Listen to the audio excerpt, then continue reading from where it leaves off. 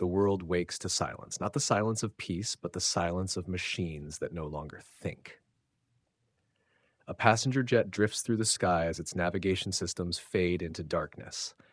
Power stations lose the invisible intelligence that balances entire electrical grids. Traffic lights freeze, banking networks stop counting. Smartphones become lifeless slabs of glass and metal. In operating rooms, monitors blink out one by one as life-saving equipment falls still. Within hours, modern civilization begins to unravel, not because of war, plague, or natural disaster, but because something almost no one ever notices has suddenly disappeared. The semiconductor chip. Small enough to fit beneath a fingernail, hidden inside nearly every device we own, it quietly performs trillions of calculations every second. Without it, there is no internet, no satellite navigation, no artificial intelligence, no digital economy, and no modern medicine. Every convenience of the 21st century rests upon billions of microscopic switches, carved into a material refined from one of the most ordinary substances on Earth, sand. From lifeless grains of silicon, humanity has forged a new kind of resource, more valuable than oil, more influential than gold, and more essential than steel. It has become the invisible brain of our civilization, powering economies, militaries, scientific discovery, and everyday life alike. This is the story of that extraordinary transformation. But this is not a book. But this is not a book about engineering. It is the chronicle of an invisible struggle that has reshaped global politics, redrawn alliances, ignited economic rivalries, and determined the balance of power in the 21st century. At the center of this conflict lies a tiny piece of silicon. Whoever commands that tiny brain may ultimately shape the future of humanity itself. Chapter 1. The Monopoly Paradox, the world's two hidden choke points. Imagine a civilization built upon millions of roads. Every city is connected, every factory receives supplies, every hospital receives medicine, every airport receives fuel. From above, the network appears impossible to interrupt. But what if every road, no matter where it began, eventually narrowed into just two bridges? The entire system would suddenly look very different. Modern civilization appears decentralized. Thousands of technology companies compete. Hundreds of chip designers invent new processors. Governments invest billions into domestic manufacturing. Consumers choose among countless brands. Yet beneath this appearance of competition lies an astonishing paradox. The world's most advanced digital economy depends upon two companies that most people have never heard of. One creates the machine that makes the world's most advanced chips. The other manufactures most of those chips. Remove either one, and the digital world begins to slow. Remove both, and it nearly stops. This is the hidden architecture of modern civilization, and it is far more fragile than it appears. Let us begin in a quiet town in the Netherlands. The building itself is surprisingly ordinary. There are no towering smokestacks, no glowing blast furnaces, no endless assembly lines producing millions of products every day. Instead, inside carefully controlled clean rooms, engineers spend years constructing machines unlike anything humanity has ever built. The company is ASML. Its most famous product is known simply as an EUV lithography machine. Extreme ultraviolet. The name sounds technical. The reality borders on unbelievable. If someone asked what the most complicated machine ever built by human hands is, many would probably answer the International Space Station. Others might point to a nuclear aircraft carrier. Some would choose a particle accelerator. Yet many engineers would nominate something standing inside a semiconductor factory. An EUV machine contains well over 100,000 individual components. It weighs more than 180 metric tons. Shipping a single system requires dozens of cargo containers, multiple aircraft, specialized trucks, and months of installation. Building one takes years. Operating one demands an environment cleaner than an operating room. Even a particle of dust can destroy an entire production process. Its purpose sounds deceptively simple. Project light through intricate mirrors onto silicon wafers to print microscopic circuits. But this is not ordinary light. Visible light is far too large to carve features only a few billionths of a meter across. Instead, engineers generate ultraviolet light with an incredibly short wavelength of just 13.5 nanometers. Producing that light is itself an engineering miracle. Tiny droplets of molten tin are fired through a vacuum chamber. A high-energy laser strikes each droplet twice. The second pulse transforms the tin into an intensely hot plasma. That plasma emits the precious extreme ultraviolet light. Because EUV light is absorbed by almost everything, including air, it cannot travel through normal lenses, so engineers abandoned lenses altogether. Instead, the light reflects from mirrors polished so perfectly that their imperfections are measured in fractions of an atom. A tiny error, an almost invisible vibration, a microscopic temperature change. Any one of these can ruin the entire process. Every successful chip represents countless invisible victories against physics itself. Then comes the astonishing question. If these machines are so valuable, why does only one company make them? The answer reaches back decades. ASML did not become a monopoly overnight. It emerged from thousands of partnerships spread across Europe, America, and Asia. German optics specialists perfected mirrors. American firms developed lasers. Japanese companies supplied advanced materials. Dutch engineers integrated everything into one extraordinary system. No single nation created EUV technology. An entire international ecosystem did. Over decades, competitors withdrew. Some projects became too expensive, others failed technically. Research costs climbed into the billions. The customer base remained surprisingly small. Eventually, only ASML possessed the experience, supplier relationships, manufacturing expertise, and accumulated knowledge necessary to build these extraordinary machines. It is not merely a company. It is the endpoint of decades of scientific evolution that cannot easily be copied. Even nations investing hundreds of billions of dollars cannot simply recreate that history. Knowledge, unlike factories, cannot be constructed overnight. Now let us travel thousands of kilometers east, across oceans, across continents, to an island that occupies less than 1% of Earth's land surface, Taiwan. Here stands another company that quietly carries the weight of the modern world. TSMC, Taiwan Semiconductor Manufacturing Company.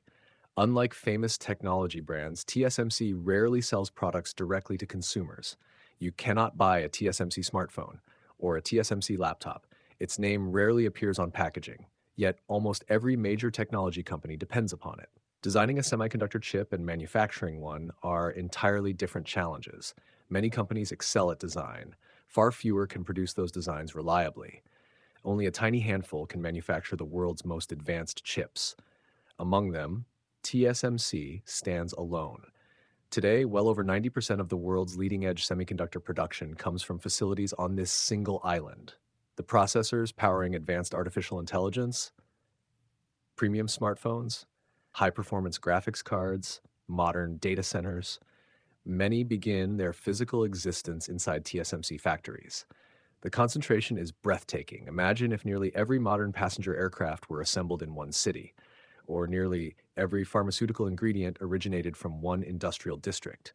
Economists would immediately recognize the danger. Yet this is precisely the reality of advanced semiconductor manufacturing. One island, one company, one enormous dependency. Ironically, TSMC became indispensable because it chose not to compete with its customers. Rather than designing chips of its own, it focused entirely on manufacturing chips for others. This neutrality attracted companies across the industry. Competitors became customers. Customers became long-term partners.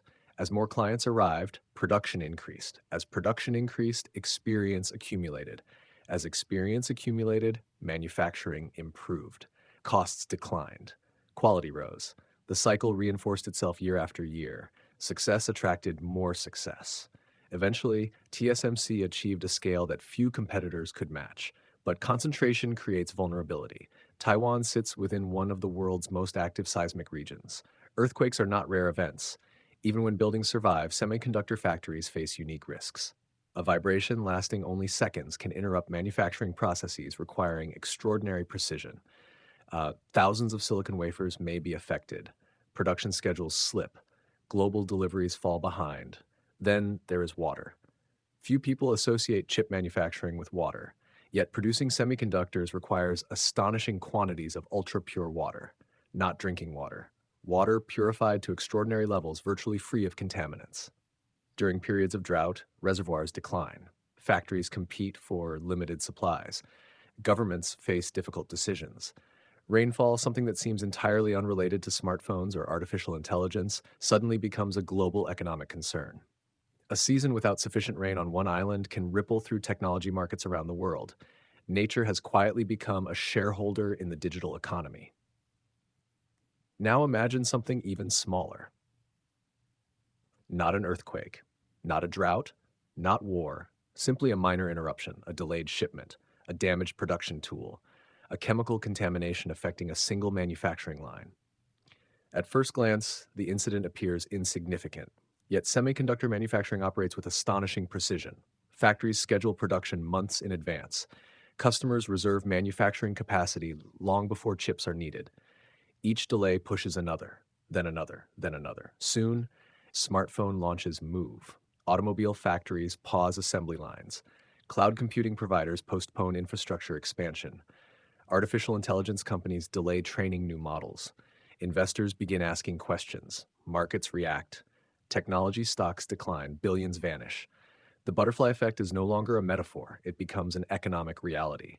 One disruption inside an ASML supply chain may postpone delivery of critical lithography systems. Those delays reduce manufacturing capacity elsewhere.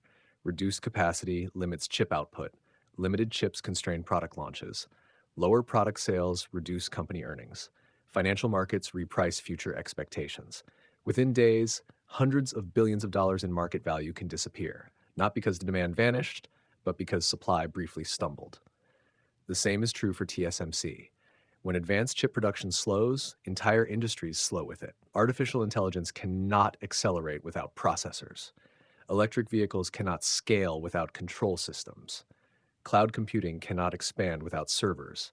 Medical imaging cannot advance without specialized chips. Modern defense systems cannot function without sophisticated electronics. One invisible interruption spreads outward through thousands of visible consequences. Like ripples crossing a still lake, every disturbance reaches farther than anyone first imagined. This is the strange reality of globalization. We often picture globalization as endless diversification. In practice, it has frequently produced extraordinary concentration. Efficiency rewarded specialization. Specialization rewarded scale. Scale rewarded dominance. Dominance created monopolies where few expected them. The result is a civilization whose greatest technological achievements depend upon remarkably few irreplaceable nodes. ASML represents one. TSMC represents another. They are not merely successful corporations. They are strategic bottlenecks. Invisible hinges upon which enormous portions of modern civilization quietly swing every single day. The greatest surprise is not that these choke points exist. It is that billions of people rely upon them without ever realizing they are there. In the chapters ahead, we will discover how this extraordinary dependence came to exist, why nations are racing to escape it, and why the struggle for semiconductor supremacy has become one of the defining contests of the 21st century. Because history is no longer written only by those who control land, oil, or oceans. Increasingly, it is written by those who control the tiny pieces of silicon that allow civilization itself to think. Chapter 2. From Sand to Black Gold, the journey of a modern miracle. Take a handful of ordinary beach sand. Let it slip slowly through your fingers. At first glance, it seems almost worthless. Children build castles from it. Waves scatter it across coastlines. Wind carries it across deserts. It is one of the most abundant materials on Earth. Yet hidden inside this seemingly ordinary substance lies the foundation of the digital age. Every smartphone, every satellite, every supercomputer, every artificial intelligence model, every modern automobile, every advanced medical scanner, every spacecraft, at the heart of them all lies a material born from sand, silicon. It is difficult to imagine a greater transformation. Human civilization once measured wealth by fertile soil, then by precious metals, later by coal, then by oil. Today, one of the world's most valuable strategic resources begins as one of its most common minerals. The journey from sand to semiconductor is not simply manufacturing. It is one of the greatest acts of precision humanity has ever achieved. Why silicon? The answer begins not with engineering, but with nature itself. Every material conducts electricity differently. Copper allows electrons to flow almost effortlessly. Rubber blocks them almost completely. Between these two extremes exists a remarkable category of materials known as semiconductors. Sometimes they conduct electricity. Sometimes they do not. The difference can be controlled. That single characteristic changed history. Silicon possesses an atomic structure unlike almost any other common element. Each atom forms four stable chemical bonds with its neighbors, creating an orderly crystal that is both strong and predictable. In its pure form, silicon is not an excellent conductor, nor is it a perfect insulator. Instead, it sits delicately between the two. That balance makes it extraordinary. By introducing unimaginably small amounts of other elements, a process called doping, engineers can change how electrons move through the crystal.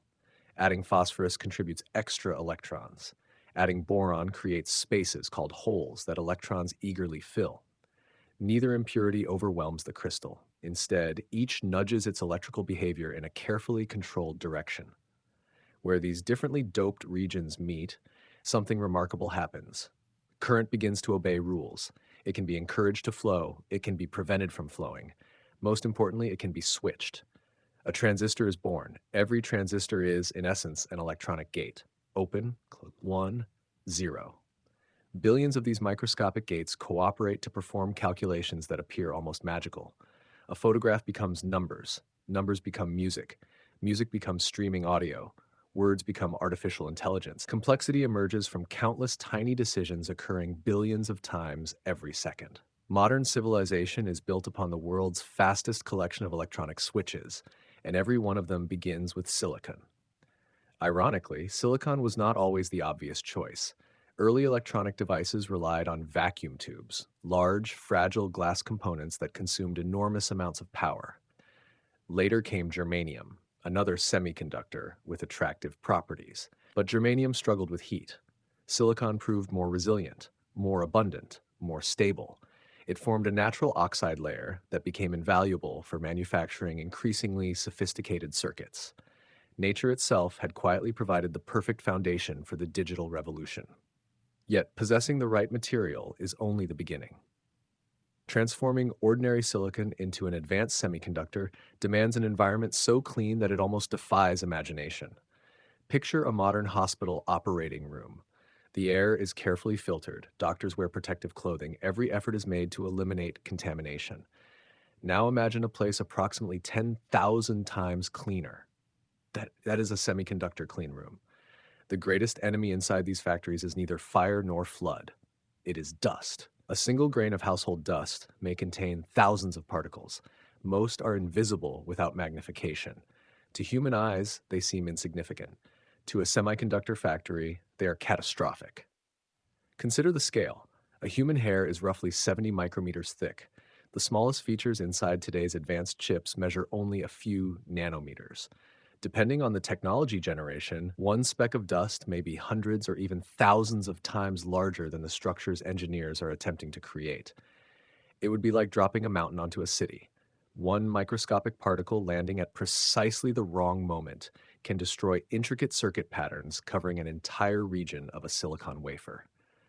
Weeks of work disappear instantly. Millions of dollars vanish without producing a single usable chip. This is why visitors entering semiconductor factories resemble astronauts. Every exposed strand of hair is covered. Every breath is filtered. Special suits prevent skin cells from escaping. Even ordinary walking generates particles. Air constantly flows downward through powerful filtration systems, carrying contaminants away before they can settle. The clean room itself never truly sleeps. Fans whisper continuously. Sensors monitor invisible particles. Temperature changes are measured in tiny fractions of a degree. Humidity remains carefully controlled. Pressure differences ensure that whenever a door opens, clean air flows outward rather than contaminated air flowing inward. Everything is engineered around one astonishing objective: protect silicon from the outside world. Even the wafers themselves appear almost unreal. A polished silicon wafer resembles a perfect mirror. Its surface is astonishingly flat. If enlarged to the size of a continent, its highest hills might measure only a few centimeters. Imperfections invisible even to powerful microscopes can reduce manufacturing yields. Creating this level of perfection requires hundreds of carefully orchestrated processing steps: oxidation, deposition, lithography, etching, ion implantation, cleaning, inspection, again and again, layer upon microscopic layer. Each operation must align with incredible precision. A tiny error introduced early in the process may remain hidden until months later, when the finished chip suddenly fails. Unlike many manufactured products, semiconductors offer few opportunities for repair. Perfection is expected from the very beginning. There are no shortcuts. For decades, however, something remarkable happened. Each new generation of chips became simultaneously smaller, faster, cheaper, and more powerful. This astonishing trend became known as Moore's Law. In 1965, engineer Gordon Moore made a bold observation. The number of transistors that engineers could place on an integrated circuit appeared to double roughly every couple of years. He did not describe a law of physics. He described an expectation, a prediction about human ingenuity. Remarkably, the prediction kept coming true, year after year, decade after decade. Engineers continuously discovered new methods for shrinking transistors while increasing their performance. Entire industries reorganized around this relentless rhythm. Computers that once filled entire rooms eventually fit inside briefcases, then backpacks, then pockets. Today, watches possess more computing power than national governments once commanded. Artificial intelligence capable of analyzing billions of data points exists because billions of transistors now fit inside chips no larger than a fingernail. Miniaturization transformed economics. Smaller transistors switch faster. They consume less energy. More of them fit inside the same area. Manufacturing costs per transistor decline. Performance rises. Innovation accelerates. Entire generations grew accustomed to technology, improving almost automatically. But no journey continues forever. Eventually, engineers approached a profound obstacle: atoms themselves. Modern transistors measure only a few dozen atoms across. At this astonishing scale, the comfortable rules of classical physics begin to fade. Quantum mechanics takes over. Electrons no longer behave like tiny balls rolling through microscopic wires. Instead, they exhibit strange behaviors that once seemed confined to theoretical laboratories. One of the greatest challenges is quantum tunneling. Imagine building an extremely thin wall. Classically, a ball lacking sufficient energy cannot pass through it. Quantum particles behave differently. Occasionally, electrons simply appear on the other side. They tunnel through barriers that should have blocked them. Inside a transistor, this becomes a serious problem. A switch that is supposed to remain off begins leaking electricity. Power consumption rises. Heat increases. Reliability suffers. The transistor no longer behaves as engineers intended. Nature itself begins resisting further miniaturization. The industry has responded with extraordinary creativity. Three-dimensional transistor designs replaced older flat structures. New insulating materials reduced unwanted leakage. Innovative architectures improved efficiency. Advanced packaging stacked multiple chips together. Artificial intelligence now assists in circuit design. Every generation requires solutions that seemed impossible only years earlier. Yet each breakthrough grows more difficult than the last. The easy victories have already been won. Future progress demands ever greater investments, deeper scientific understanding, and unprecedented international cooperation. The race is no longer merely about making transistors smaller. It is about redefining what computing itself can become. When we hold a smartphone in our hand, we rarely think about sand. We do not imagine purified silicon crystals grown with atomic precision. We do not picture spotless clean rooms where invisible particles are treated as existential threats. We do not consider billions of microscopic switches opening and closing faster than human imagination can comprehend. Technology hides its own miracles. The smoother it becomes, the less we notice the astonishing achievements beneath its surface. Yet every modern convenience depends upon one extraordinary transformation. Humanity learned to extract intelligence from stone, to teach crystals how to think, to turn ordinary sand into one of the most valuable resources our civilization has ever known. Oil powered the industrial age. Silicon powers the information age. And unlike oil, whose value comes from being burned, silicon becomes more valuable the more precisely it is controlled. The journey from sand to semiconductor is therefore more than a manufacturing story. It is the story of civilization learning that the greatest treasures are not always buried deep beneath the earth. Sometimes they are scattered across its beaches, waiting for curiosity, science, and patience to reveal their hidden potential. The tiny transistor, born from an ordinary grain of sand, has become the smallest building block of the largest technological revolution in human history. Chapter 3: The Founders and the Tragedy of the Pioneers. Every revolution begins with an invention, but very few begin with a resignation letter. The semiconductor revolution did. Long before Silicon Valley became synonymous with billion-dollar startups, artificial intelligence, and global technology giants, it was little more than a quiet stretch of orchards south of San Francisco. Apricot trees covered the valleys, farmhouses dotted the landscape. Few people could have imagined that this peaceful agricultural region would one day become the intellectual engine of the modern world. The transformation did not begin with an empire. It began with conflict, and like many great stories of innovation, it began with brilliant people who could no longer work together. In the years following the Second World War, the transistor had already demonstrated that electronics could become dramatically smaller, faster, and more reliable than the bulky vacuum tubes that had dominated earlier generations. The scientific community understood that something extraordinary had been discovered. Whoever mastered this technology would shape the future. One of the brightest minds of the era was William Shockley. He had helped invent the transistor, a breakthrough so important that it would eventually earn him the Nobel Prize in Physics. His scientific brilliance was unquestionable. His ability to lead people was another matter entirely. Confident that semiconductors represented the future, Shockley returned to California and established Shockley Semiconductor Laboratory in 1956. He recruited some of the most promising young scientists and engineers in America. For many, receiving an invitation to work with a Nobel Prize winner seemed like the opportunity of a lifetime. The laboratory gathered extraordinary talent under one roof. The future appeared limitless. Yet, genius in science does not automatically become wisdom in leadership. Shockley was deeply suspicious of those around him. He frequently questioned the loyalty of his employees. He imposed unusual management practices. Some accounts describe lie detector tests. Others recall constant surveillance, shifting priorities, and an atmosphere where trust slowly dissolved. Instead of inspiring collaboration, the laboratory became consumed by tension. Researchers who had joined to push the boundaries of technology found themselves trapped inside an increasingly dysfunctional workplace. The tragedy was not a lack of intelligence, it was a failure of leadership. Eventually, 8 of the laboratory's brightest employees reached the same conclusion.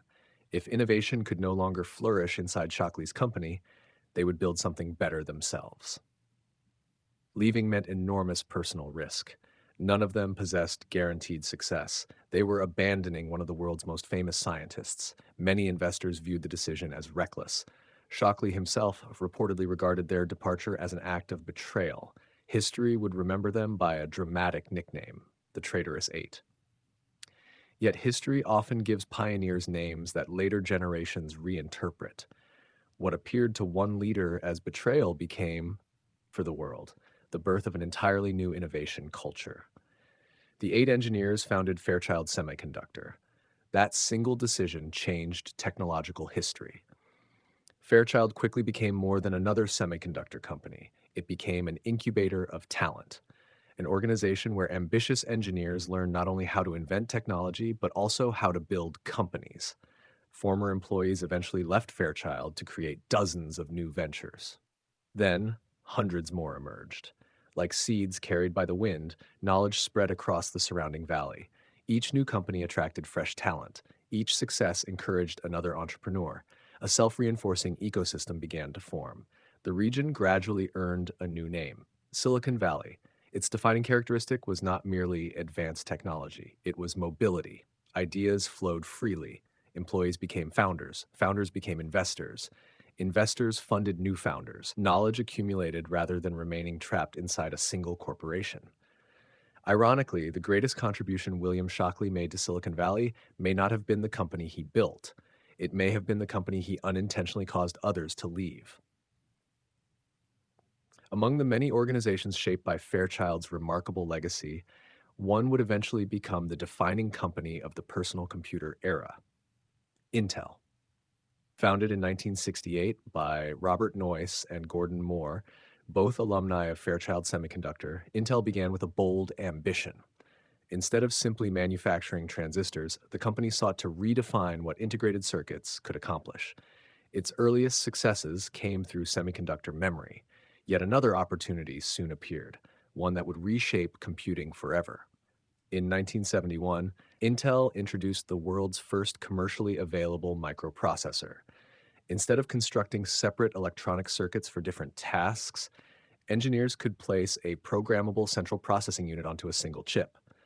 A computer no longer required entirely new hardware for every new function. Software could provide flexibility.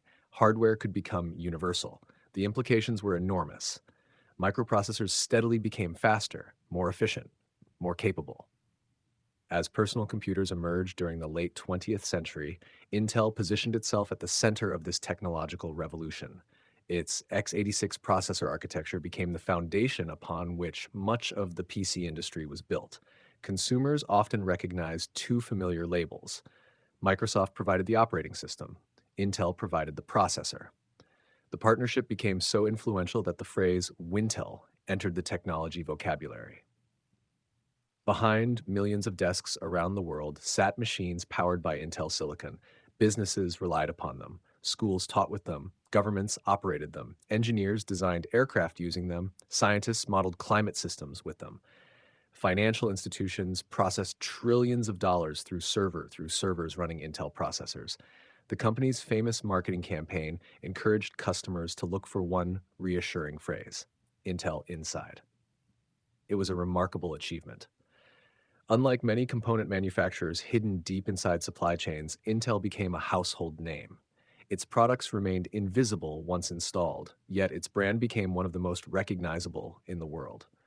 For decades, Intel represented technological leadership. Every new processor generation promised higher performance, smaller manufacturing processes, greater efficiency. The cadence of innovation seemed unstoppable. Success appeared almost inevitable. History, however, rarely allows dominance to remain permanent. Sometimes the greatest mistakes are not technological failures, they are failures of imagination. At the beginning of the 21st century, computers were still largely defined by desks. Powerful processors mattered. High clock speeds mattered. Personal computers dominated the industry's attention. Then another category of device began attracting interest: the smartphone. Early mobile phones had existed for years. Most remained relatively simple: limited computing power, small screens, basic internet access. Few industry leaders believed they would replace personal computers as the world's primary computing platform. Then Steve Jobs envisioned something different. The phone would become a pocket computer, a device for communication, photography, navigation, entertainment, finance, shopping, education, and eventually artificial intelligence. To achieve this vision, Apple needed an efficient processor, not merely fast, efficient. Battery life mattered more than raw speed. Heat mattered. Physical size mattered. Every milliwatt counted. According to widely reported accounts, Apple explored working with Intel during the development of the original iPhone. Intel possessed world-class engineering talent, extraordinary manufacturing capabilities, decades of semiconductor experience. Yet, the opportunity failed to materialize. The reasons remain debated by historians and industry observers. Some point toward pricing disagreements. Others suggest concerns over profitability. Still others argue that Intel underestimated how large the smartphone market would become. Whatever the precise combination of factors, the outcome became one of the most consequential business decisions in modern technology. Apple ultimately chose a different path. Rather than relying on Intel's x86 architecture, it embraced processor designs based upon ARM architecture. ARM approached computing from a fundamentally different philosophy. Instead of maximizing desktop performance above all else, it prioritized energy efficiency. This design proved exceptionally well suited to battery-powered devices. Smartphones multiplied rapidly across the globe. Then tablets, wearable technology, embedded systems, internet-connected appliances, automobiles. Even many data centers began adopting ARM-based processors for specific workloads. What once appeared to be a niche architecture quietly expanded into billions of devices. The center of computing shifted. For decades, computing had revolved around the personal computer. Now it revolved around mobility. The smartphone became humanity's most widely distributed computer. Intel remained enormously influential, particularly in personal computers and servers. But the fastest growing segment of global computing had evolved along a different architectural path. Years later, Apple completed an even more dramatic transition.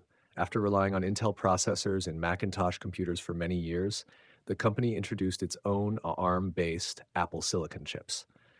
The same philosophy that had powered the iPhone expanded into laptops and desktop computers. Performance improved dramatically. Battery life increased. Power efficiency reached levels once considered impossible. The transition symbolized more than one company's product strategy. It illustrated how quickly technological leadership can shift when underlying assumptions change. Intel had mastered one era, another had quietly begun. There is an enduring lesson hidden within this history. The semiconductor industry does not reward complacency. Every breakthrough eventually becomes ordinary. Every market leader eventually faces a new competitor. Every successful architecture eventually encounters a changing world. Shockley possessed unmatched scientific brilliance, but failed to build a lasting culture. His employees transformed that failure into Silicon Valley.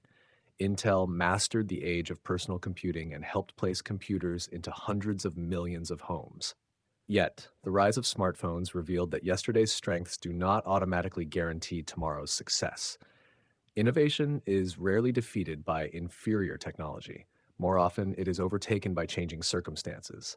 A company prepares perfectly for the future it expects, only to discover that the future has chosen a different direction.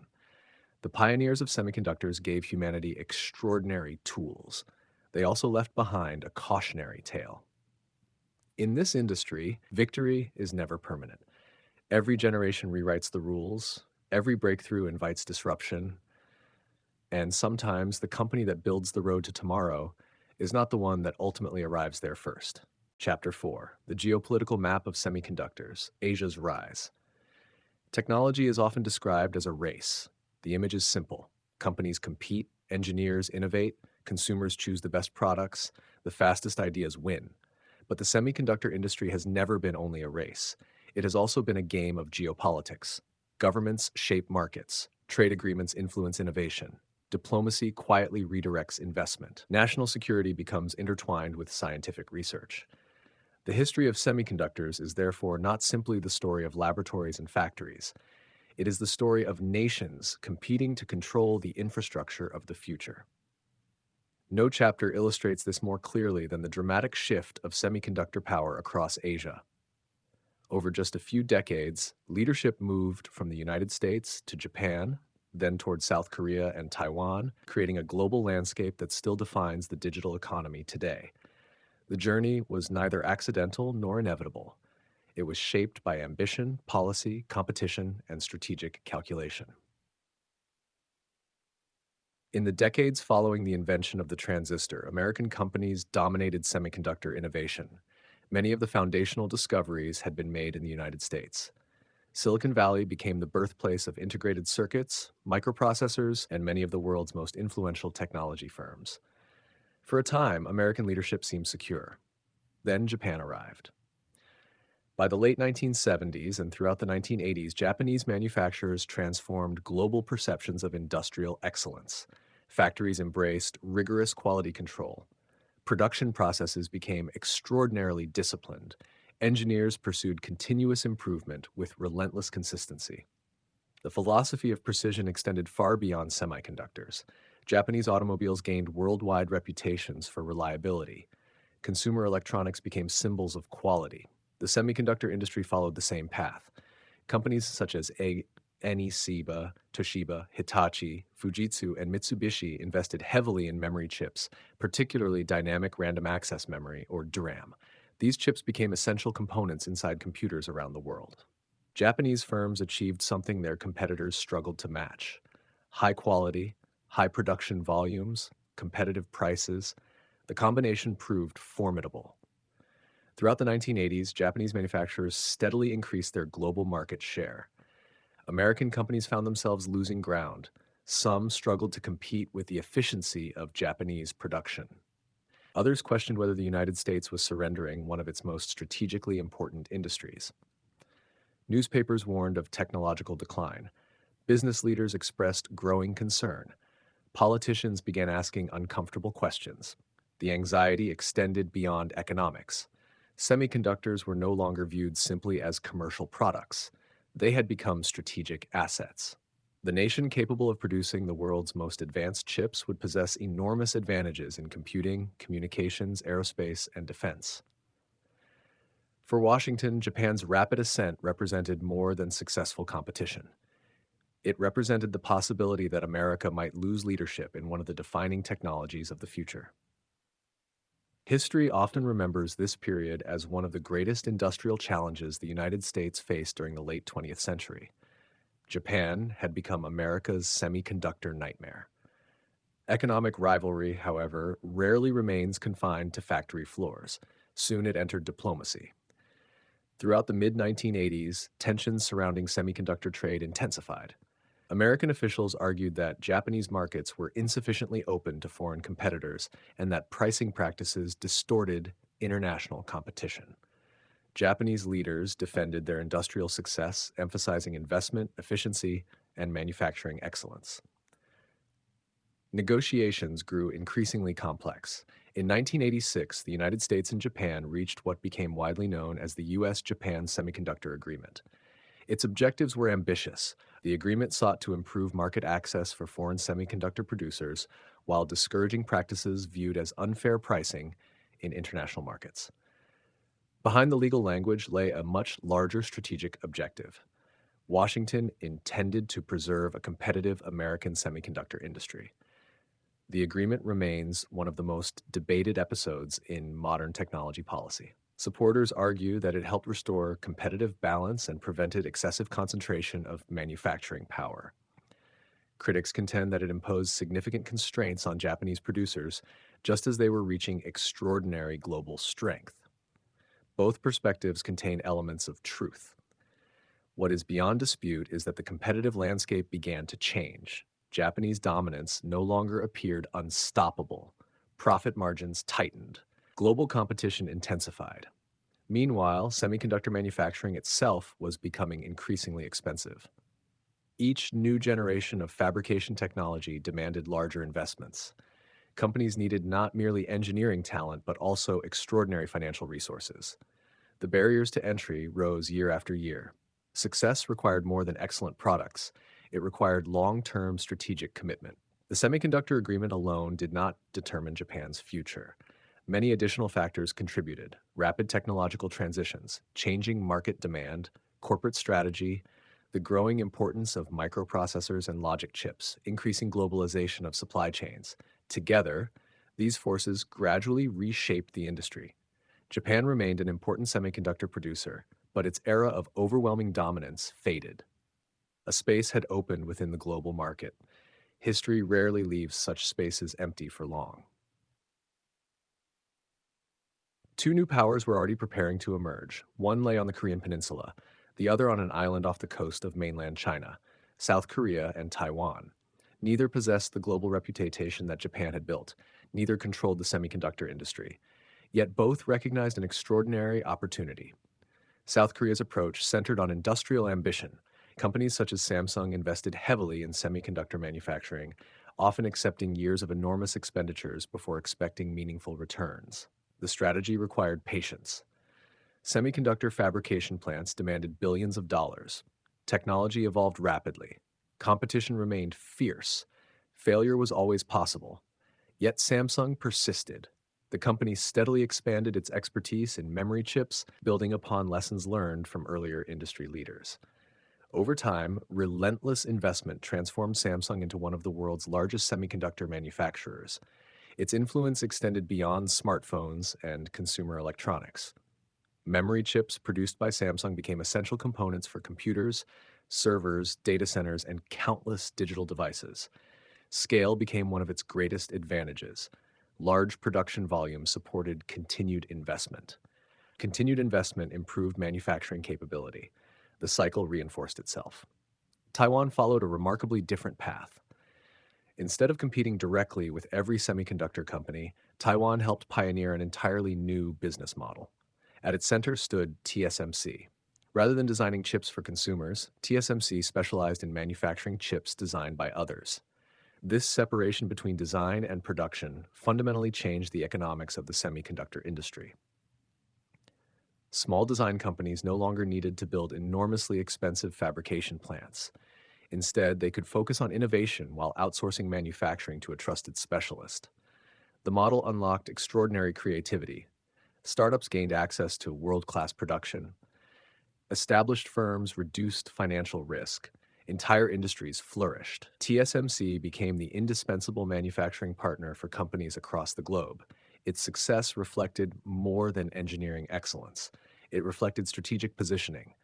By remaining neutral among competing customers, TSMC earned trust across the industry. Competitors shared the same factories. Designers became collaborators rather than manufacturing rivals. The foundry model quietly transformed global semiconductor production. The rise of South Korea and Taiwan did not occur in isolation. It unfolded within a broader international environment shaped by alliances, investment, education, and security co-op. Throughout the late 20th century, the United States maintained close economic and strategic relationships with both economies. These partnerships supported stable trade, technological exchange, and industrial development. Engineers studied abroad, research collaborations expanded, equipment suppliers established long-term relationships. International capital flowed toward promising manufacturing projects. None of this guaranteed success. Local leadership mattered enormously. Governments invested in education. Companies embraced long planning horizons. Engineers accumulated decades of manufacturing expertise. Workers developed specialized skills that could not easily be replicated elsewhere. The result was not simply foreign assistance. It was the creation of self-sustaining semiconductor ecosystems capable of competing on the global stage. By the beginning of the 21st century, Asia had become the center of semiconductor manufacturing. Japan remained highly influential in specialized materials, manufacturing equipment, and precision components. South Korea dominated important segments of memory production. Taiwan became the world's leading advanced foundry. The United States retained leadership in chip design, electronic design software, research, and many critical technologies. Rather than one nation controlling the entire industry, the semiconductor supply chain had become deeply interconnected. Each region excelled in different stages of production. Each depended upon the others. This specialization created remarkable efficiency. It also introduced profound vulnerability. A disruption in one country could ripple across every continent. The semiconductor industry had evolved into perhaps the most globally integrated manufacturing system humanity had ever constructed. Looking back, the rise of Asia was not simply a transfer of industrial leadership. It represented a transformation in how technological power itself was organized. Innovation no longer belonged exclusively to one nation. Manufacturing no longer followed invention automatically. Competitive advantage became distributed across continents. One country supplied design software, another produced manufacturing equipment, another refined specialty chemicals, another fabricated the chips, another assembled finished devices. No single nation stood entirely alone. This interdependence created prosperity. It also created geopolitical tension, because every critical dependency can become a strategic pressure point. Every supply chain can become a diplomatic negotiation. Every factory can become an element of national security. The semiconductor industry ceased being merely an economic sector. It became part of the global balance of power. The rise of Japan demonstrated how quickly industrial leadership could change. The emergence of South Korea and Taiwan proved that new leaders could rise through vision, persistence, and strategic specialization. But another transformation was already approaching, one that would make previous commercial rivalries appear almost peaceful by comparison. The age of competition was giving way to the age of technological confrontation. The battle for semiconductor leadership was no longer only about building better chips. It was becoming a contest over who would shape the future of the world itself. Chapter 5. The Global Chip Shortage, 2020 to 2022. The first great warning. For decades, the semiconductor industry performed its work almost invisibly. Consumers admired sleek smartphones but rarely thought about the chips inside. Drivers appreciated modern automobiles without considering the dozens, sometimes hundreds of processors quietly coordinating engines, brakes, airbags, navigation systems, and entertainment displays. Governments debated oil prices, inflation, and international trade. Few people discussed semiconductor supply chains. They simply worked. Every day, thousands of shipments crossed oceans. Factories synchronized production with astonishing precision. Silicon wafers became processors. Processors became computers. Computers became hospitals, aircraft, factories, schools, banks, and homes. The system was so efficient that many assumed it was nearly indestructible. Then, in early 2020, the world encountered a crisis unlike any in living memory. A microscopic virus traveled across continents. Within weeks, airports emptied, borders closed, factories suspended operations, cities fell strangely quiet. The COVID-19 pandemic was first and foremost a human tragedy. Millions lost loved ones. Healthcare systems faced immense strain. Communities experienced fear and uncertainty on a scale few had imagined. Yet, alongside the public health emergency, another story quietly unfolded. The world's most sophisticated supply chains began to fracture. Among the first to reveal those fractures was the semiconductor industry. What followed became one of the clearest demonstrations of how deeply modern civilization depended upon tiny pieces of silicon. As lockdowns spread across the globe, daily life changed almost overnight. Offices emptied, schools closed their classrooms, universities canceled lectures, meetings migrated to video calls.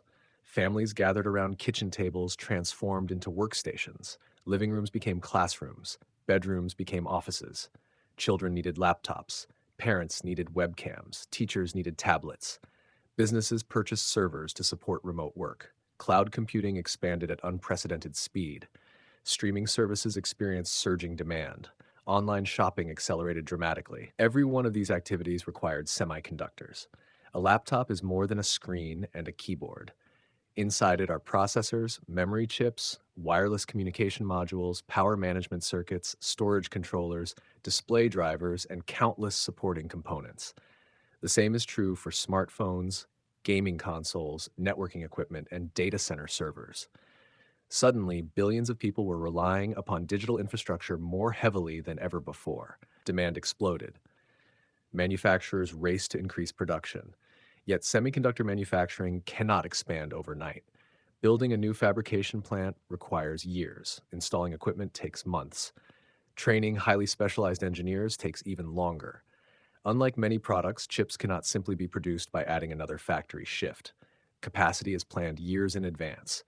When demand unexpectedly surged, the industry had little spare room to respond. The queues began to grow. Customers waited longer. Manufacturers prioritized certain orders. Delivery schedules stretched from weeks into months. The imbalance between supply and demand widened with every passing season. One industry, however, made a decision that would soon become a textbook example of strategic miscalculation: the automobile industry. At the beginning of the pandemic, the decision appeared perfectly reasonable. Lockdowns had emptied dealerships. Consumers faced enormous uncertainty. Economic forecasts predicted sharp declines in vehicle sales. Many automobile manufacturers assumed demand would remain weak for an extended period. To reduce costs, numerous companies canceled or postponed semiconductor orders. From a traditional manufacturing perspective, the logic seemed sound. Why continue purchasing components for vehicles that might never be built? Unfortunately, semiconductor manufacturing does not operate like many other industries. When automobile companies reduced their orders, chip manufacturers quickly allocated that production capacity elsewhere. Consumer electronics companies were eager to buy. Laptop manufacturers requested more processors. Game console makers increased production. Cloud computing providers expanded their server infrastructure. Every available wafer found a new customer. Months later, something unexpected happened. Automobile demand recovered far faster than many analysts had predicted. Consumers returned, dealerships reopened, orders surged, vehicle manufacturers urgently requested semiconductors. But the capacity they had surrendered no longer belonged to them. It had already been committed. Semiconductor factories could not instantly reverse course. Production schedules had been planned many months in advance. The consequences spread rapidly. Assembly lines slowed, then stopped. Entire factories suspended operations. Thousands of finished vehicles sat incomplete, missing only a handful of electronic components. The irony was astonishing. Automobiles worth tens of thousands of dollars could not be delivered because of semiconductor components costing only a few dollars each. A missing microcontroller prevented engines from starting. An unavailable power management chip delayed production. A tiny sensor halted the assembly of an otherwise complete vehicle. The cost of the missing chip mattered little. Its absence made the entire product impossible to finish. Factories employing thousands of workers stood idle because of components small enough to fit on a fingertip. The lesson was unforgettable. In highly interconnected systems, the least expensive part may become the most valuable. The shortage did not stop with automobiles. Its effects appeared across nearly every sector of the global economy. Consumers waited months for graphics cards. Game console launches struggled to satisfy demand. Medical equipment experienced procurement delays. Manufacturers postponed new product introductions. Industrial automation projects slowed. Telecommunications infrastructure expanded more gradually than planned. Even household appliances encountered shortages of electronic components. The semiconductor had become the defining bottleneck of the modern economy. What made the crisis particularly striking was that no single disaster had destroyed the entire industry. Instead, numerous relatively modest disruptions accumulated. Temporary factory closures, shipping delays, labor shortages, changing consumer demand, weather events, transportation bottlenecks. Each interruption alone appeared manageable. Together, they overwhelmed one of the world's most carefully optimized supply chains. The shortage revealed an uncomfortable truth about efficiency.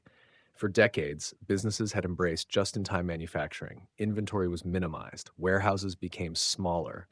Components arrived shortly before they were needed. The approach reduced costs. Capital remained available for investment rather than sitting on storage shelves. Under stable conditions, the system performed remarkably well. Under extraordinary conditions, however, efficiency became fragility. With little inventory available, even modest delays propagated rapidly throughout entire industries. There were few buffers, few reserves, little room for error. Modern supply chains had become extraordinarily fast. They had also become extraordinarily sensitive. Governments around the world watched these developments with growing concern. Initially, the shortage appeared to be an industrial problem. Soon it became something much larger. Semiconductors were found not only inside consumer electronics, but also inside military systems, medical equipment, electrical infrastructure, communication networks, transportation systems, and scientific research facilities. The shortage exposed how deeply national security depended upon commercial technology. Countries began asking uncomfortable questions. Where are our chips manufactured? Who controls the equipment needed to produce them? How many suppliers exist? What happens if international transportation is interrupted again? What if future disruptions are caused not by a pandemic, but by geopolitical conflict or natural disasters? For many governments, the answers proved unsettling. Critical components often traveled thousands of kilometers before reaching their final destination. Raw materials originated in one country. Manufacturing equipment came from another. Chemical processing occurred elsewhere. Wafer fabrication happened on another continent. Packaging and testing took place in yet another region before completed chips finally reached assembly plants. One processor might cross multiple international borders before entering a finished product. The semiconductor supply chain had become one of the most geographically distributed manufacturing systems ever created. Its efficiency depended upon uninterrupted global cooperation. When that cooperation slowed, every participant felt the consequences. The pandemic did not create this vulnerability. It revealed it. Like lowering the water level of a river, the crisis exposed rocks that had always existed beneath the surface. The response was swift. Governments announced ambitious plans to strengthen domestic semiconductor production. Investment reached unprecedented levels. New fabrication plants were proposed across North America, Europe, and Asia. Research funding expanded. Universities increased semiconductor education programs. Private companies accelerated long-term manufacturing investments. Political leaders began describing chips in language once reserved for oil, steel, or energy. Strategic independence, industrial resilience, technological sovereignty, supply chain security. These phrases entered public discussion with new urgency. Yet rebuilding manufacturing capacity is unlike constructing ordinary factories. Advanced semiconductor ecosystems cannot be created within a single election cycle. They require decades of accumulated expertise, specialized suppliers, highly trained engineers, reliable infrastructure, research institutions, equipment manufacturers, chemical producers, precision logistics, entire industrial communities. The pandemic demonstrated that resilience cannot simply be purchased. It must be patiently built. Looking back, the global chip shortage was more than a temporary economic disruption. It was a warning that the invisible infrastructure supporting modern civilization was far more delicate than most people realized. The crisis reminded the world that technology is not weightless. Cloud computing still depends upon physical servers. Artificial intelligence still depends upon processors. Digital economies still depend upon factories. Even the most sophisticated software ultimately rests upon microscopic patterns etched into silicon. Perhaps the greatest lesson was philosophical. For decades, globalization encouraged the belief that efficiency alone represented progress. The pandemic revealed another equally important value: resilience. Sometimes the fastest system is not the strongest. Sometimes the cheapest supplier creates the greatest long-term risk. Sometimes maintaining redundancy appears inefficient, until the day redundancy becomes the only thing preventing collapse. The shortage of 2020 to 2022 will likely be remembered not because it permanently halted technological progress, but because it changed how governments, businesses, and societies think about semiconductors. Before the crisis, chips were viewed primarily as commercial products. After the crisis, they became strategic resources. The world had received its first great warning. Many listened, some acted, others believed the worst had already passed. History would soon test that assumption, because the next challenge facing the semiconductor industry would not emerge from a virus. It would emerge from the growing realization that the struggle for silicon had become inseparable from the struggle for global power. Chapter 6: The Political Spearhead, the U.S.-China Semiconductor Confrontation. For much of modern history, nations competed for territory. They fought over ports, rivers, oil fields, and strategic waterways. The resources that powered civilization determined the balance of power. In the 21st century, another resource joined that list. Not buried beneath deserts, not hidden beneath oceans, not extracted from mountains. It was manufactured inside spotless clean rooms. The semiconductor had become more than a commercial product. It had become a strategic instrument. The tiny silicon chip now influenced military capability, artificial intelligence, communications, economic growth, and scientific leadership. As its importance grew, the rivalry between the world's two largest economies entered unfamiliar territory. The United States and China had long been deeply connected through trade, investment, and manufacturing. American companies designed products assembled in Chinese factories. Chinese consumers purchased American technology. Supply chains stretched across the Pacific in both directions. For decades, economic integration seemed to promise stability. Yet semiconductors exposed a difficult reality. Interdependence can reduce conflict. It can also become leverage. By the end of the 2010s, technology was no longer viewed solely through the lens of commerce. It had become inseparable from national security. The semiconductor industry found itself at the center of a geopolitical transformation unlike anything it had experienced before. Few companies better illustrated this new era than Huawei. Founded as a telecommunications equipment provider, Huawei expanded rapidly over several decades. Its products ranged from network infrastructure and enterprise systems to smartphones that competed directly with the world's leading consumer brands. By the late 2010s, Huawei had become one of the largest smartphone manufacturers on Earth and a major supplier of telecommunications equipment, including technology for emerging fifth-generation mobile networks. Its rise was remarkable. So was the concern it generated. American officials increasingly argued that advanced telecommunications infrastructure should be viewed through the lens of national security. Debates over network equipment gradually expanded into broader discussions about technological dependence, supply chains, and strategic competition. The semiconductor became central to those concerns. Unlike software, advanced processors cannot simply be downloaded. They must be manufactured using extraordinarily specialized equipment. Much of that equipment depends upon technologies originating in the United States or incorporating American intellectual property. This reality gave Washington an unusual form of influence.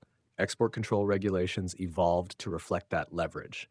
Beginning in 2019 and strengthened in subsequent years, the United States expanded restrictions affecting Huawei's access to advanced semiconductor technology.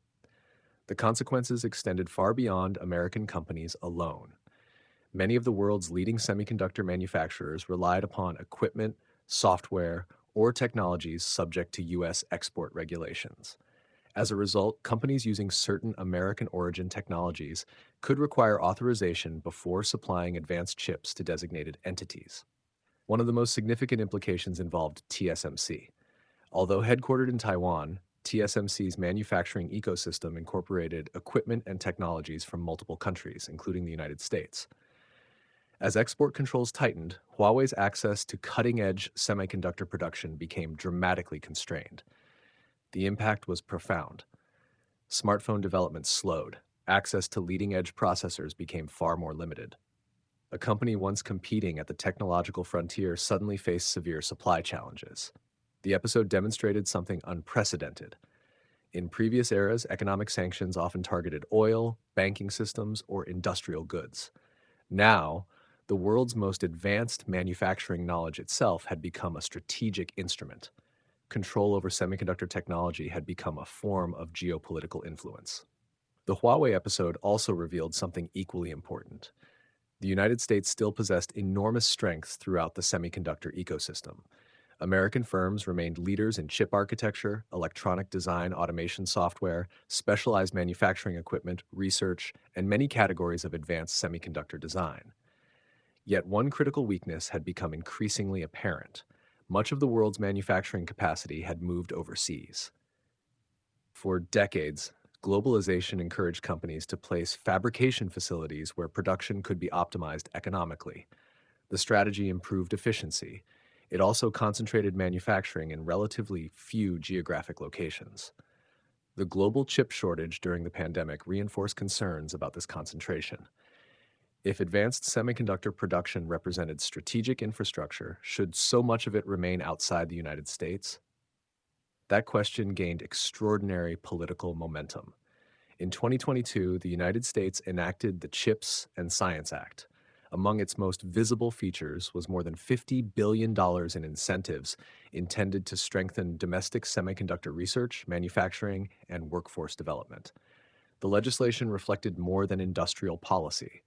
It represented a strategic vision. Rather than relying primarily on overseas production, the United States sought to encourage the construction of advanced fabrication facilities within its own borders. Major companies announced ambitious investment plans. New fabrication plants were proposed or expanded across several American states. Universities strengthened semiconductor engineering programs. Research institutions increased collaboration with industry. Equipment suppliers expanded their domestic presence. The objective was not complete self-sufficiency. Modern semiconductor supply chains remain profoundly international. Instead, policymakers emphasized resilience, diversification, security, the ability to maintain critical technological capabilities even during periods of geopolitical uncertainty. Rebuilding manufacturing capacity, however, presents enormous challenges. Advanced semiconductor fabrication plants require investments measured in tens of billions of dollars. Construction alone can take years. The equipment inside often represents the most sophisticated manufacturing technology humanity has ever produced. Skilled engineers cannot be created overnight. Entire supplier ecosystems must grow alongside the factories themselves. The CHIPS Act, therefore, represented not a quick solution, but the beginning of a long-term industrial strategy. Its success would ultimately depend upon sustained commitment extending far beyond a single economic cycle. As competition intensified, another idea gained prominence. No single nation controlled the entire semiconductor supply chain. Success depended upon cooperation among multiple technological leaders. The United States remained influential in design software, research, and key technologies. Japan excelled in advanced materials, specialty chemicals, and manufacturing equipment. South Korea possessed world-leading memory production capabilities. Taiwan led advanced semiconductor fabrication. Together, these strengths formed an interconnected ecosystem unlike any previous industrial network. This reality inspired discussions surrounding closer coordination among several major semiconductor economies. One framework frequently described in public discussion became known as the Chip 4 Alliance. Although its precise institutional form has evolved over time, the concept generally refers to deeper cooperation among the United States, Japan, South Korea, and Taiwan regarding semiconductor supply chains, resilience, research, and strategic coordination. Each participant contributes unique capabilities. The United States provides leadership in semiconductor design, advanced research, and many categories of electronic design software. Japan supplies highly specialized materials, precision manufacturing equipment, and critical industrial components. South Korea contributes extraordinary expertise in memory semiconductors and advanced manufacturing. Taiwan remains indispensable in leading-edge foundry production. Viewed together, these complementary strengths create an ecosystem of remarkable technological depth. From one perspective, closer cooperation seeks to strengthen supply chain resilience. Shared research, improved coordination, greater transparency, diversified production. From another perspective, however, such cooperation inevitably influences the broader strategic competition surrounding advanced technology. As restrictions on certain advanced semiconductor technologies expanded, China accelerated efforts to strengthen its own domestic semiconductor capabilities. Investment increased, research intensified, new manufacturing initiatives emerged. The global semiconductor landscape increasingly reflected parallel efforts to reduce dependence on geopolitical rivals. This dynamic has often been described as technological decoupling, yet complete separation remains extraordinarily difficult. The semiconductor industry evolved through decades of international specialization. Design software, manufacturing equipment, specialty chemicals, wafer fabrication, packaging, and testing often originate from different regions. Untangling these relationships represents one of the greatest industrial challenges of the modern era. The confrontation between the United States and China is therefore not merely a dispute over trade. It is a contest over technological leadership. Artificial intelligence, quantum computing, advanced communications, autonomous systems, supercomputers, space exploration, modern defense technologies, all increasingly depend upon access to advanced semiconductors. Whoever leads semiconductor innovation gains advantages extending far beyond electronics. The stakes are correspondingly high, yet the situation also contains a profound paradox. No country possesses complete independence. Even the largest economies rely upon international suppliers for critical technologies. The semiconductor industry remains one of the most globally interconnected sectors ever created. Competition and cooperation coexist. Rival nations remain trading partners. Strategic competitors remain technological collaborators in countless indirect ways. This complexity distinguishes the semiconductor era from many earlier geopolitical contests. Victory cannot simply be measured by territorial conquest. It depends upon research laboratories, universities, factories, supply chains, engineers, patents, education, and above all, the ability to innovate continuously. Looking back, the semiconductor industry has undergone a remarkable transformation. It began as a scientific curiosity. It became a commercial revolution, then an industrial foundation. Today, it has become a central pillar of geopolitical strategy. The restrictions affecting Huawei demonstrated that access to advanced chips could reshape the fortunes of even the world's largest technology companies. The CHIPS and Science Act illustrated how governments increasingly view semiconductor manufacturing as essential national infrastructure rather than merely another industry. The discussions surrounding closer cooperation among major semiconductor economies reflected a broader recognition that no single country can secure technological leadership entirely alone. Together, these developments mark the beginning of a new era, one in which semiconductors are no longer judged only by how many transistors they contain or how efficiently they perform calculations. They are judged by what they represent: economic resilience, scientific leadership, military capability, national security, global influence. The tiny transistor has become one of the most powerful political instruments of the 21st century. Yet, despite all the strategies, alliances, investments, and export controls, one reality remains unchanged. The semiconductor industry still rests upon extraordinarily fragile foundations. A handful of companies, a few critical technologies, several irreplaceable supply chains, and a world increasingly aware that the smallest components can carry the greatest consequences. The struggle for silicon has only just begun. The chapters ahead will reveal that the next battlefield may not be decided by diplomacy alone, but by engineering breakthroughs that could redefine the limits of computing itself. Chapter 7: Beijing's Strategy of Self-Reliance. Throughout history, nations have learned the same lesson in different ways. A kingdom that depends entirely on imported food risks famine. A navy that depends on foreign shipyards risks paralysis. An economy that depends on another nation's energy risks vulnerability. In the 21st century, another dependency has joined that list. Semiconductors. A modern economy without advanced chips resembles a body without a nervous system. Factories cannot fully automate. Artificial intelligence cannot advance. Military technologies lose sophistication. Scientific research slows. Digital infrastructure weakens. The semiconductor has become so fundamental that relying entirely on external suppliers is no longer viewed by many governments as merely an economic issue. It is increasingly seen as a strategic risk. No country has embraced that conclusion more forcefully than China. For decades, China became the world's manufacturing powerhouse. Factories assembled smartphones, computers, televisions, and countless electronic products for global markets. Yet, while many finished devices carried the label "Made in China," some of their most advanced semiconductor components originated elsewhere. Processors were designed abroad. Electronic design software often came from overseas firms. The most advanced manufacturing equipment arrived from foreign suppliers. This imbalance became increasingly difficult for Chinese policymakers to ignore. If the future belonged to semiconductors, China concluded that it needed far greater control over its own technological foundation. That realization gave birth to one of the most ambitious industrial strategies in modern history.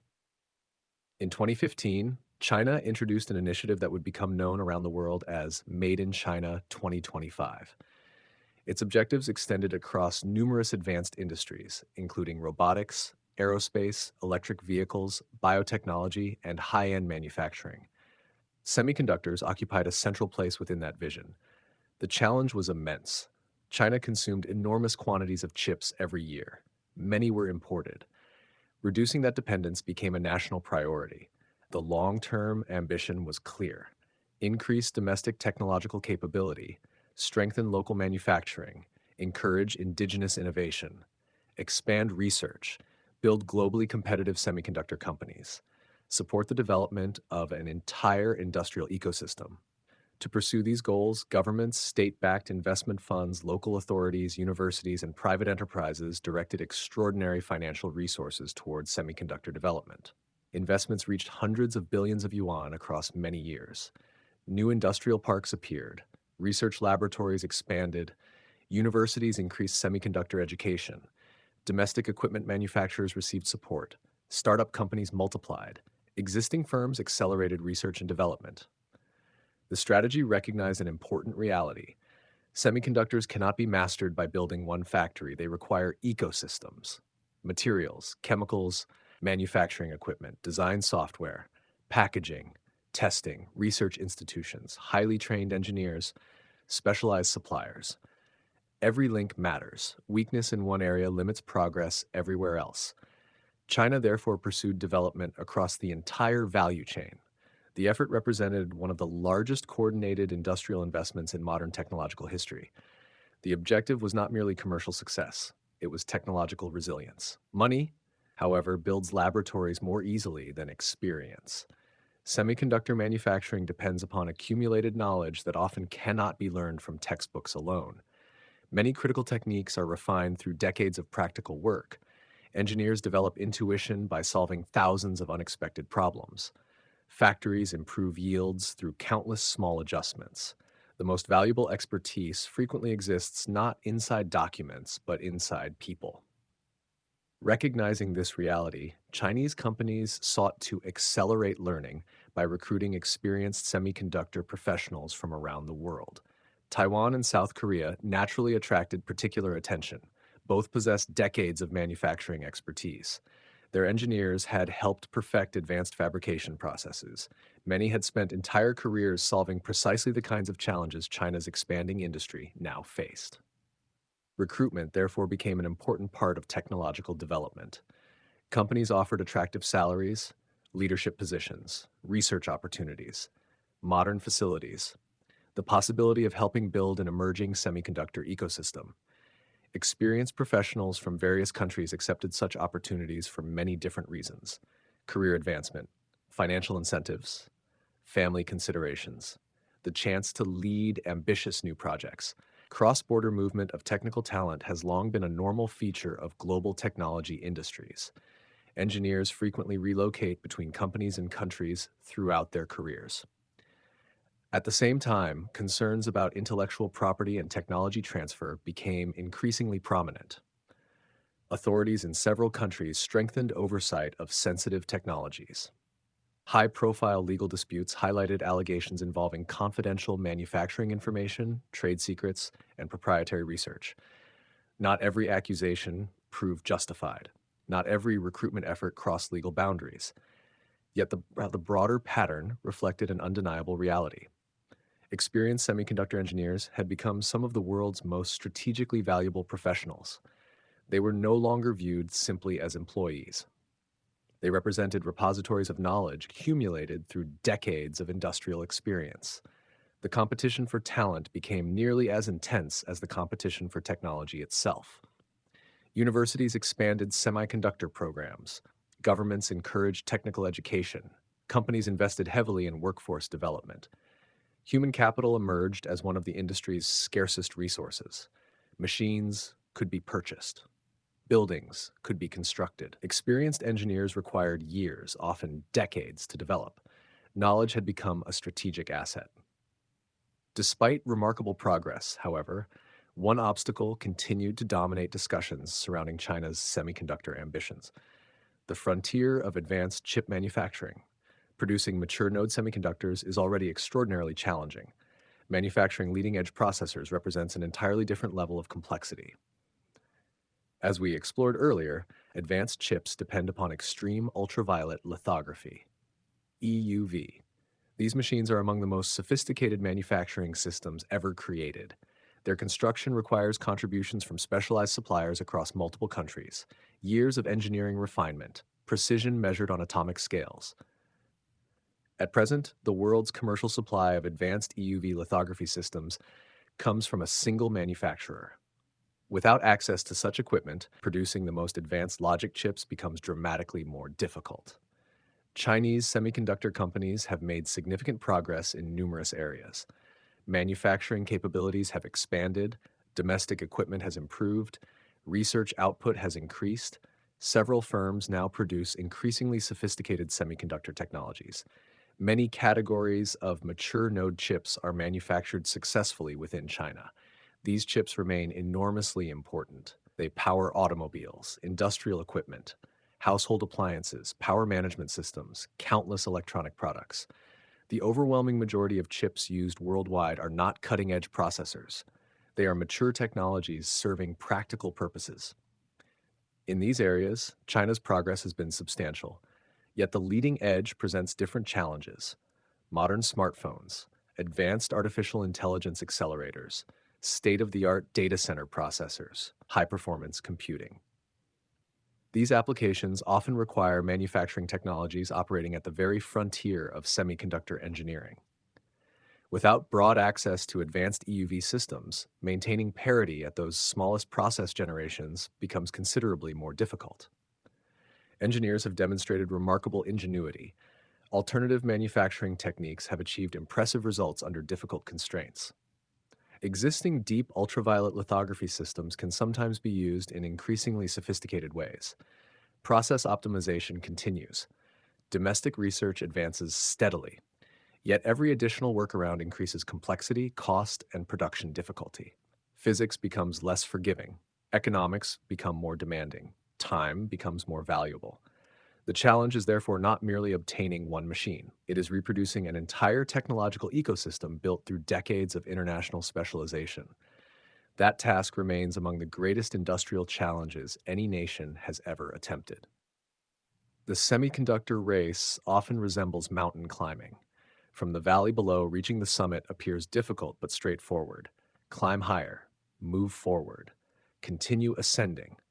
Only when climbers approach the peak do they discover hidden cliffs, unpredictable weather, and increasingly narrow paths. Progress slows. Every additional meter demands greater effort than the last 100 before it. China's semiconductor industry has already climbed an extraordinary distance. The country now possesses world-class capabilities across many segments of electronics manufacturing. Its universities produce large numbers of engineers. Its domestic market creates enormous demand. Its companies continue investing heavily in research and industrial development. These strengths should not be underestimated. At the same time, the highest peaks of semiconductor technology remain exceptionally difficult for every participant, not only China. Even long-established industry leaders rely upon international cooperation. No nation independently controls every critical technology. Advanced chips require software from one country, materials from another, equipment from another, precision components from yet another. The semiconductor industry remains deeply interconnected despite growing geopolitical rivalry. Perhaps the greatest lesson from China's pursuit of semiconductor self-reliance is that technological independence is not a destination reached overnight. It is a process measured in decades. Factories can be built within years. Knowledge often requires generations. The world's leading semiconductor ecosystems were not created through single government programs or isolated corporate investments. They emerged through long periods of experimentation, failure, collaboration, education, and continuous improvement. China's strategy reflects a recognition shared increasingly by many countries. Technological capability has become an essential pillar of national resilience. Dependence creates vulnerability. Diversification creates flexibility. Innovation creates influence.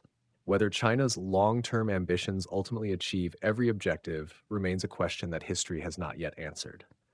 What is already clear is that the global semiconductor race has entered a new phase.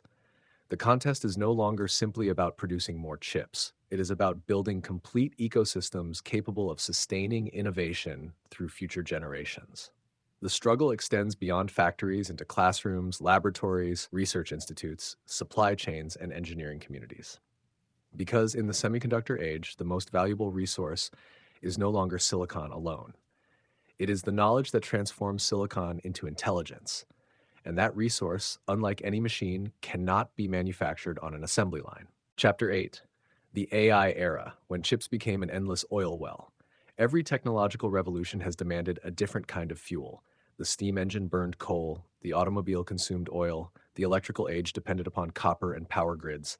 The internet required fiber optic cables and data centers. Now humanity is entering another revolution. Artificial intelligence. At first glance, AI appears almost magical. A question is asked, a paragraph appears, a painting is created, a protein is predicted, a disease may one day be diagnosed. A robot understands its surroundings. It feels as though intelligence has become software alone. But behind every conversation with an AI lies something very physical. Rows upon rows of computers, miles of cables, immense cooling systems, gigawatts of electricity, and above all, semiconductor chips. Not just any chips, some of the most powerful processors ever built. As artificial intelligence advances, silicon is no longer merely supporting the digital economy. It has become the fuel that powers intelligence itself. For decades, the central processing unit, the CPU, served as the brain of computing. It excelled at solving one problem after another in carefully ordered steps. This made perfect sense. Most traditional software operated sequentially. Open a document, calculate a spreadsheet, load a web page, run a database query. The CPU became extraordinarily sophisticated because that was exactly what computers needed. Then the nature of computing began to change. Artificial intelligence introduced a fundamentally different workload.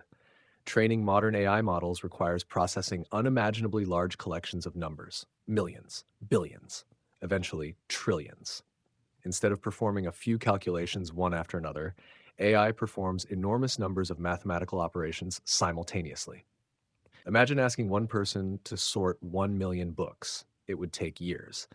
Now imagine 1 million people each sorting one book at the same time. The task suddenly becomes manageable. Artificial intelligence benefits from precisely this kind of parallel computation. That realization transformed another type of processor from a specialist into a superstar, the graphics processing unit, the GPU. Originally designed to render video games and computer graphics, GPUs excelled at performing thousands of similar calculations simultaneously. Rendering realistic lighting inside a video game required enormous parallel processing. As it turned out, training neural networks demanded almost exactly the same strength. The gaming processor unexpectedly became the engine of artificial intelligence. When generative AI systems captured public attention, the demand for GPUs exploded. Large language models required vast computational resources during training. Image generators demanded extraordinary processing power. Scientific simulations expanded. Drug discovery accelerated. Climate modeling improved. Robotics advanced. Every major breakthrough seemed to require another generation of increasingly powerful processors. Artificial intelligence was no longer limited by ideas. Increasingly, it was limited by compute, and compute depended upon chips. Few companies illustrate the importance of recognizing unexpected opportunities better than NVIDIA. When the company was founded in 1993, its ambitions centered largely on computer graphics. The gaming industry was expanding rapidly. Three-dimensional graphics demanded specialized hardware. NVIDIA focused relentlessly on building faster graphics processors. Its products delighted gamers. Its technology pushed visual realism forward. For many years, relatively few people imagined that graphics chips would one day become the foundation of one of history's greatest technological revolutions. At the center of that story stands Jensen Huang. Soft-spoken, intensely focused, and known for his trademark leather jacket, Huang guided NVIDIA through decades of technological change. Many companies pursued short-term trends. NVIDIA invested patiently in long-term computing capabilities.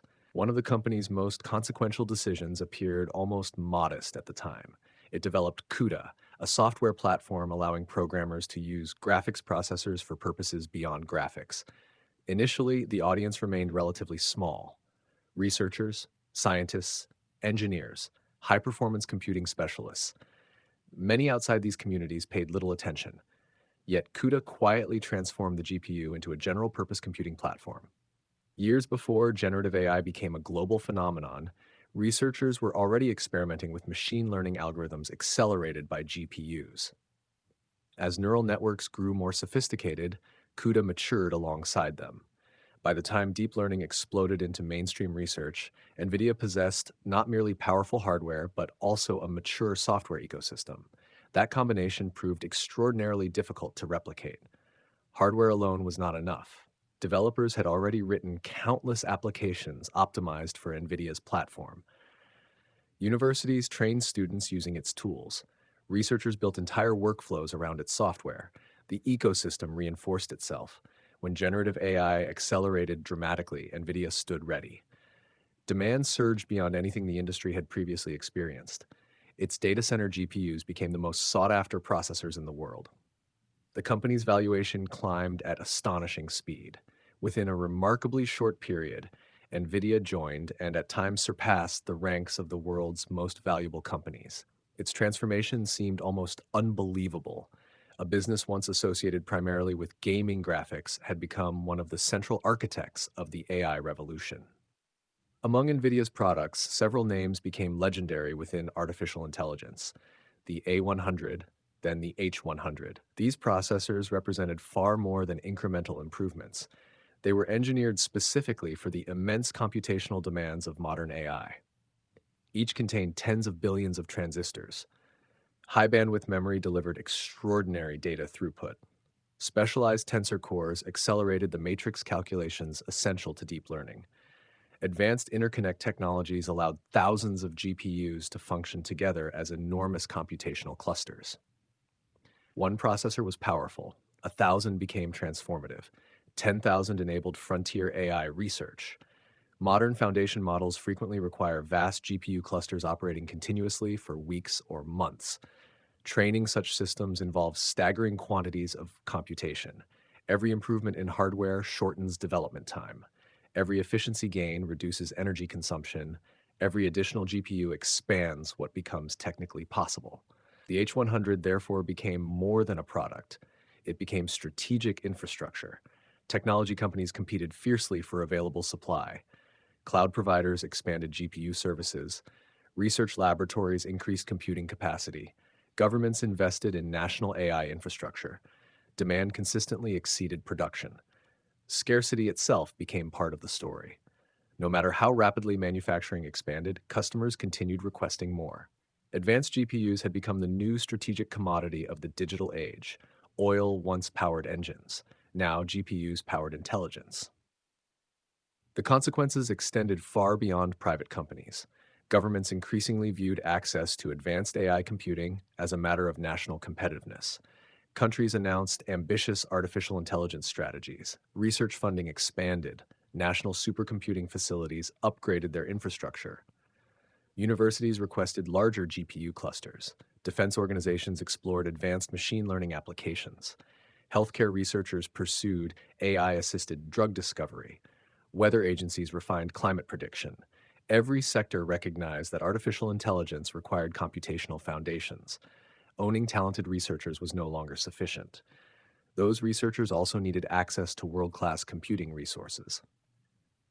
As demand accelerated, extraordinary scenes emerged across the technology industry. Major cloud providers announced waiting lists for advanced GPU instances. Large technology companies placed orders years in advance. Research organizations competed for limited manufacturing capacity.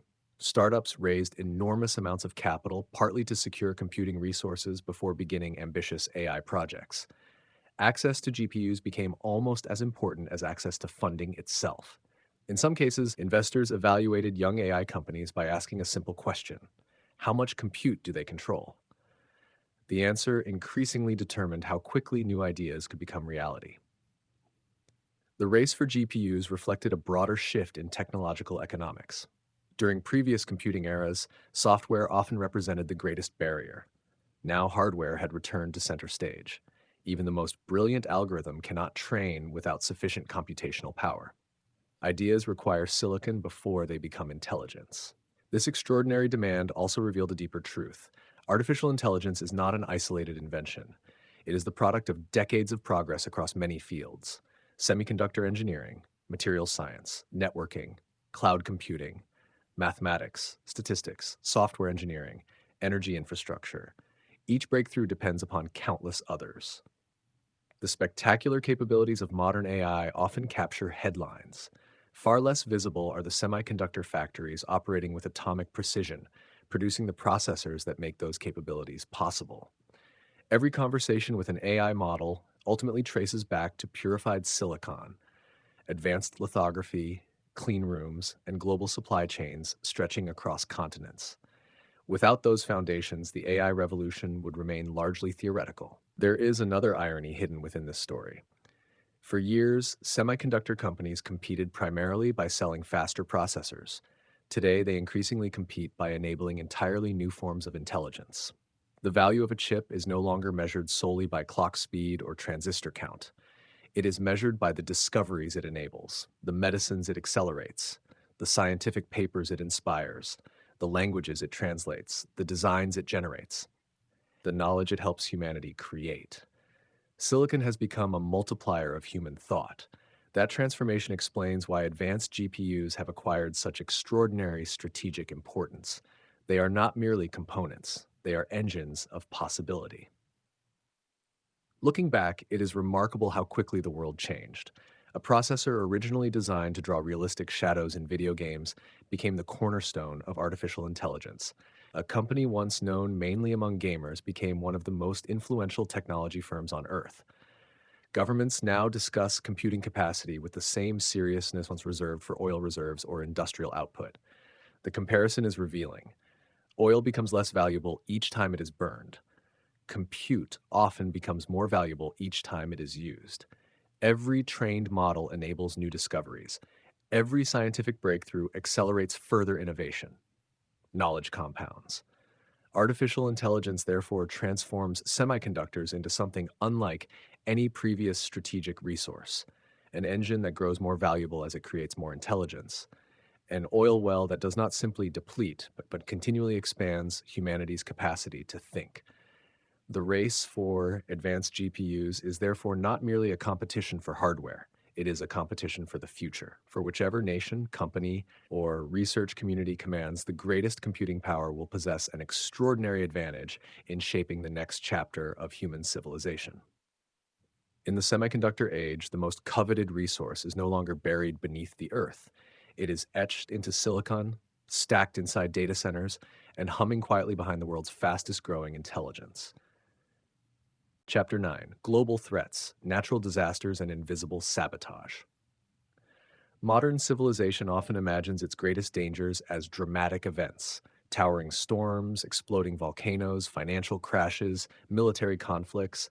Yet sometimes the greatest risks are almost invisible: a slight vibration beneath the Earth's surface, a reservoir slowly running dry, a disruption in the supply of an industrial gas that few people have ever heard of, a line of malicious computer code quietly entering a factory network. Individually, these events may appear unrelated. Together, they reveal a profound truth.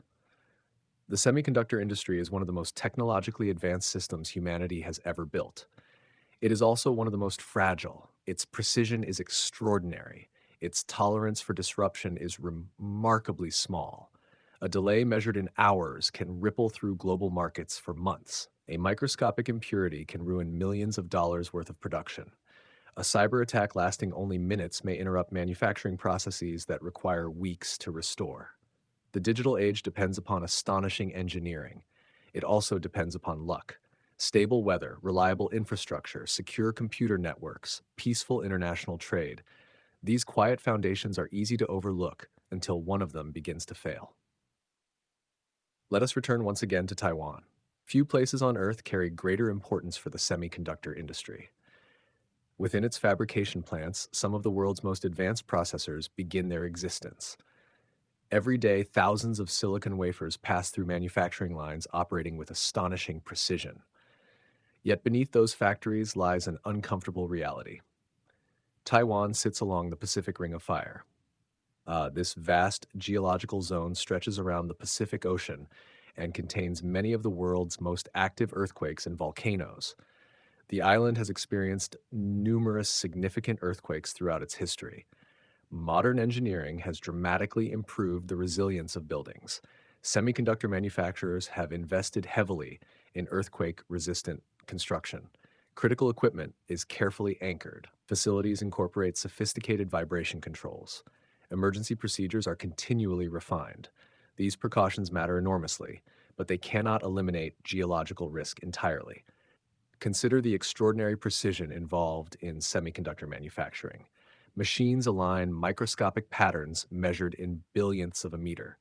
Laser systems maintain astonishing accuracy. Robotic mechanisms move silicon wafers with almost unimaginable consistency. Even slight vibrations can interrupt these processes. An earthquake lasting only seconds may force equipment inspections lasting days. Production pauses. Calibration must be verified.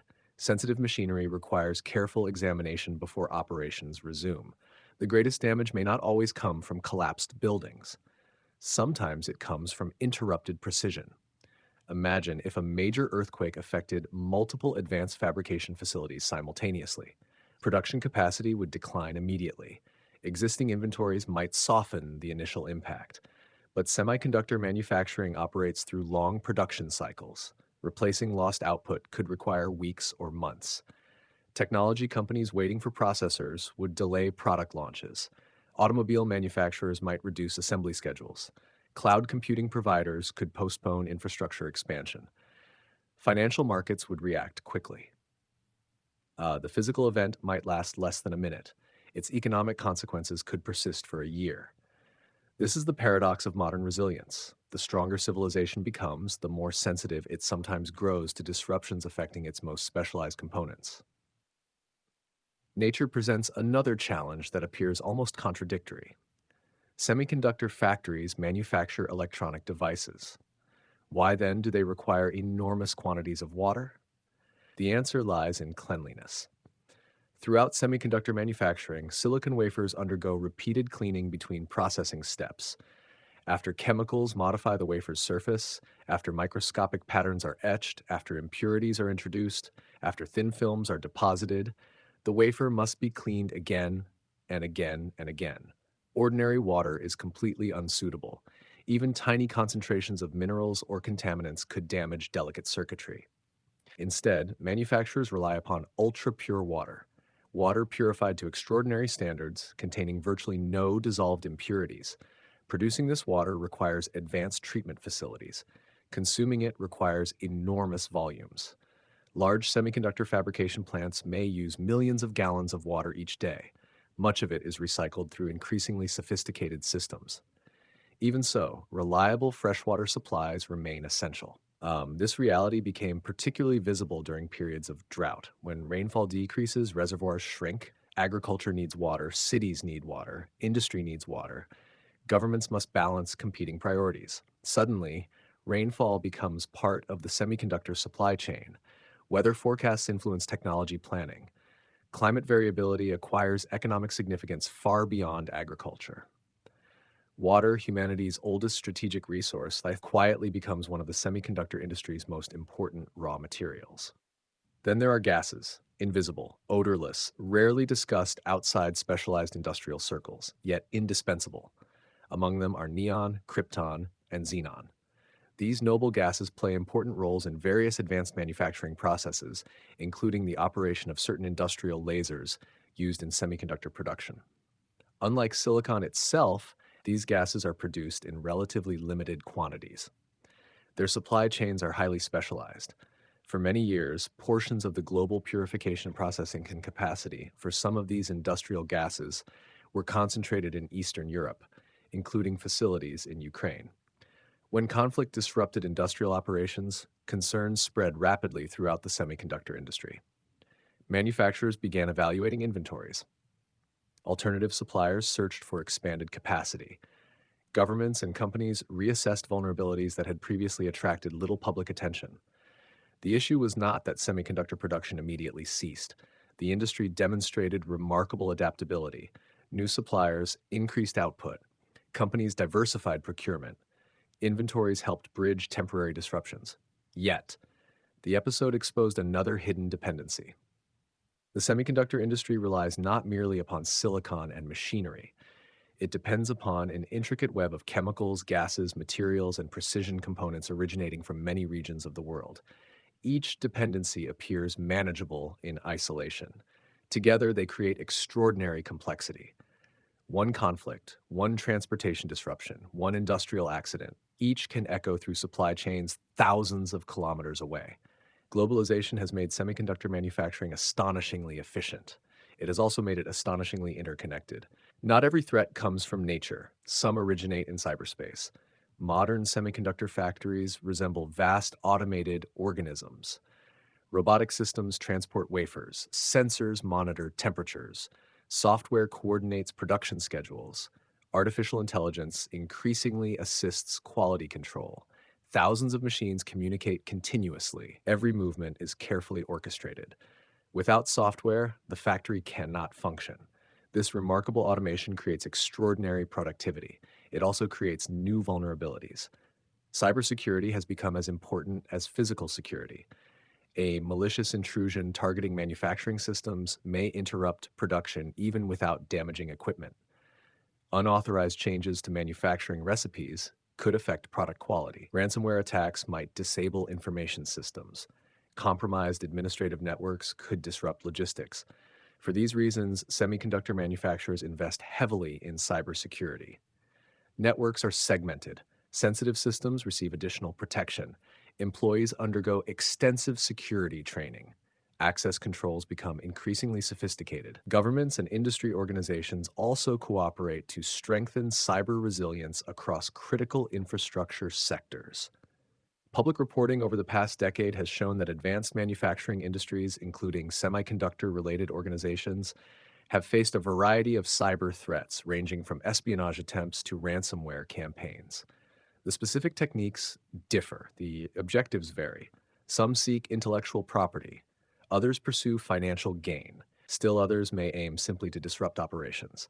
What they all demonstrate is that information has become a strategic asset. Protecting semiconductor factories now requires more than fences and security guards. It demands continuous vigilance across both the physical and digital worlds. The clean room is no longer the only place requiring absolute precision. The network itself has become part of the factory. Stepping back, a remarkable pattern emerges. Every major vulnerability of the semiconductor industry appears unrelated. Earthquakes, water shortages, industrial gases, cybersecurity. Yet they all converge upon the same reality. Complex systems depend upon many hidden foundations. The more specialized an industry becomes, the more carefully every supporting element must function. Semiconductor manufacturing often appears almost invincible. The factories are among the most advanced ever constructed. Engineers solve problems measured in atoms. Machines operate with astonishing precision. Artificial intelligence increasingly assists production, yet no amount of sophistication abolishes geography. No engineering achievement controls the weather. No software eliminates geopolitical uncertainty. No factory exists entirely outside the natural world. Perhaps that is the deepest lesson. Technology does not replace nature, it negotiates with it. Every processor carries within it an invisible history of stable electricity, purified water, refined gases, secure software, precise machinery, skilled engineers, peaceful transportation, and favorable circumstances. Remove enough of those conditions, and the smallest transistor becomes impossible to produce. The semiconductor revolution has often been celebrated as humanity's triumph over physical limitations. In many ways, it is. Engineers have learned to manipulate matter at astonishing scales. Scientists have transformed ordinary sand into the foundation of the information age. Factories perform manufacturing miracles every hour. Yet these miracles remain surprisingly vulnerable. A fault line beneath the earth, a dry season, a disrupted supply of industrial gases, a sophisticated cyber attack. Each reminds us that civilization's most advanced technologies still rest upon fragile foundations. The future of computing will undoubtedly continue advancing. Artificial intelligence will grow more capable. Quantum research will expand. New materials may eventually supplement silicon. But regardless of how sophisticated tomorrow's technologies become, one principle is unlikely to change. The greatest threats are not always the most visible. Sometimes they exist quietly beneath our feet, drift unnoticed through the atmosphere, or travel invisibly through networks of light. And because semiconductors now sit at the heart of modern civilization, protecting them has become about far more than safeguarding factories. It has become about safeguarding the invisible infrastructure upon which the digital world itself depends. Chapter 10: The Future of Semiconductors Beyond the Limits of Physics. Every great technology eventually encounters the same question. What happens when progress reaches its limit? For centuries, ships grew larger until harbors became too small. Steam engines became more efficient until thermodynamics imposed unavoidable boundaries. Aircraft flew faster until engineers confronted the realities of air resistance and fuel. The semiconductor industry now faces a similar moment. For more than half a century, the remarkable shrinking of transistors has transformed human civilization. Each new generation packed more computing power into less space. Computers became smaller, faster, cheaper, more efficient. What once filled an entire room now fits inside a pocket. What once required a university laboratory now runs on a wristwatch. This extraordinary journey has been guided, though never guaranteed, by the steady rhythm often associated with Moore's law. But no exponential trend continues forever. Transistors are now approaching dimensions measured in only a few dozen atoms. At such scales, nature begins to rewrite the rules. Electrons refuse to behave as engineers once expected. Heat becomes increasingly difficult to remove. Power efficiency becomes harder to improve. Quantum effects begin to interfere with conventional designs. The semiconductor industry is no longer asking how to make silicon smaller. It is asking a far more profound question: what comes after silicon? For decades, silicon has been the perfect material for the information age. It is abundant. It can be purified to extraordinary levels. Its electrical behavior can be carefully controlled. It forms a stable oxide layer that made modern transistor manufacturing practical. Few materials have ever transformed civilization so completely. Yet silicon is not perfect. As engineers continue pushing towards smaller and more powerful devices, its limitations become increasingly apparent. Electrical resistance generates heat, higher frequencies consume more energy.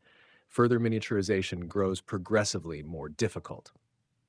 Rather than abandoning silicon overnight, researchers have begun exploring materials capable of complementing or, in certain applications, surpassing its performance. Among the most celebrated candidates is graphene. Graphene consists of a single layer of carbon atoms arranged in an elegant hexagonal lattice. It is astonishingly thin, only one atom thick. Despite that simplicity, its properties seem almost unbelievable. Electrons move through graphene with extraordinary speed. It conducts heat exceptionally well. It is stronger than steel by weight. It is remarkably flexible.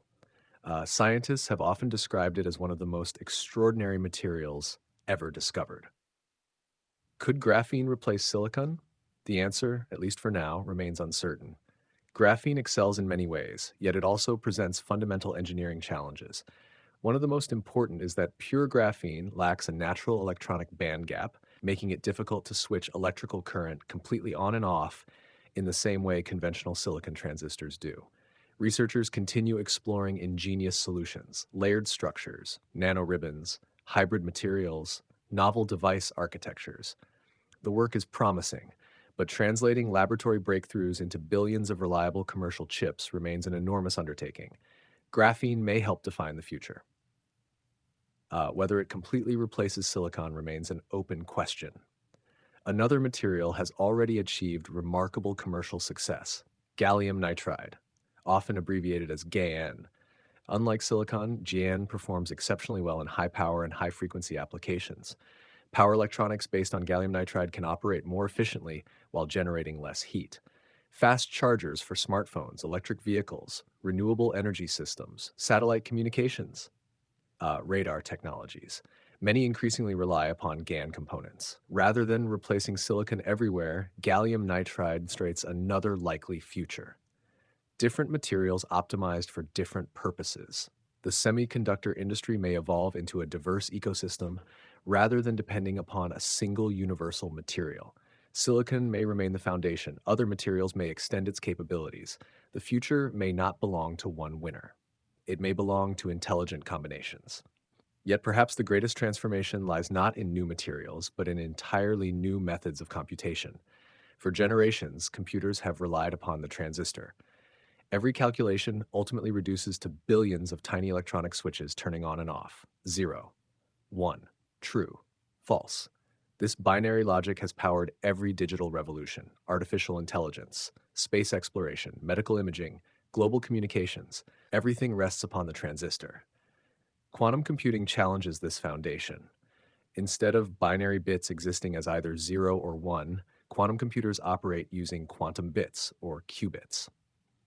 Through the strange principles of quantum mechanics, qubits may exhibit behaviors that have no counterpart in ordinary computing.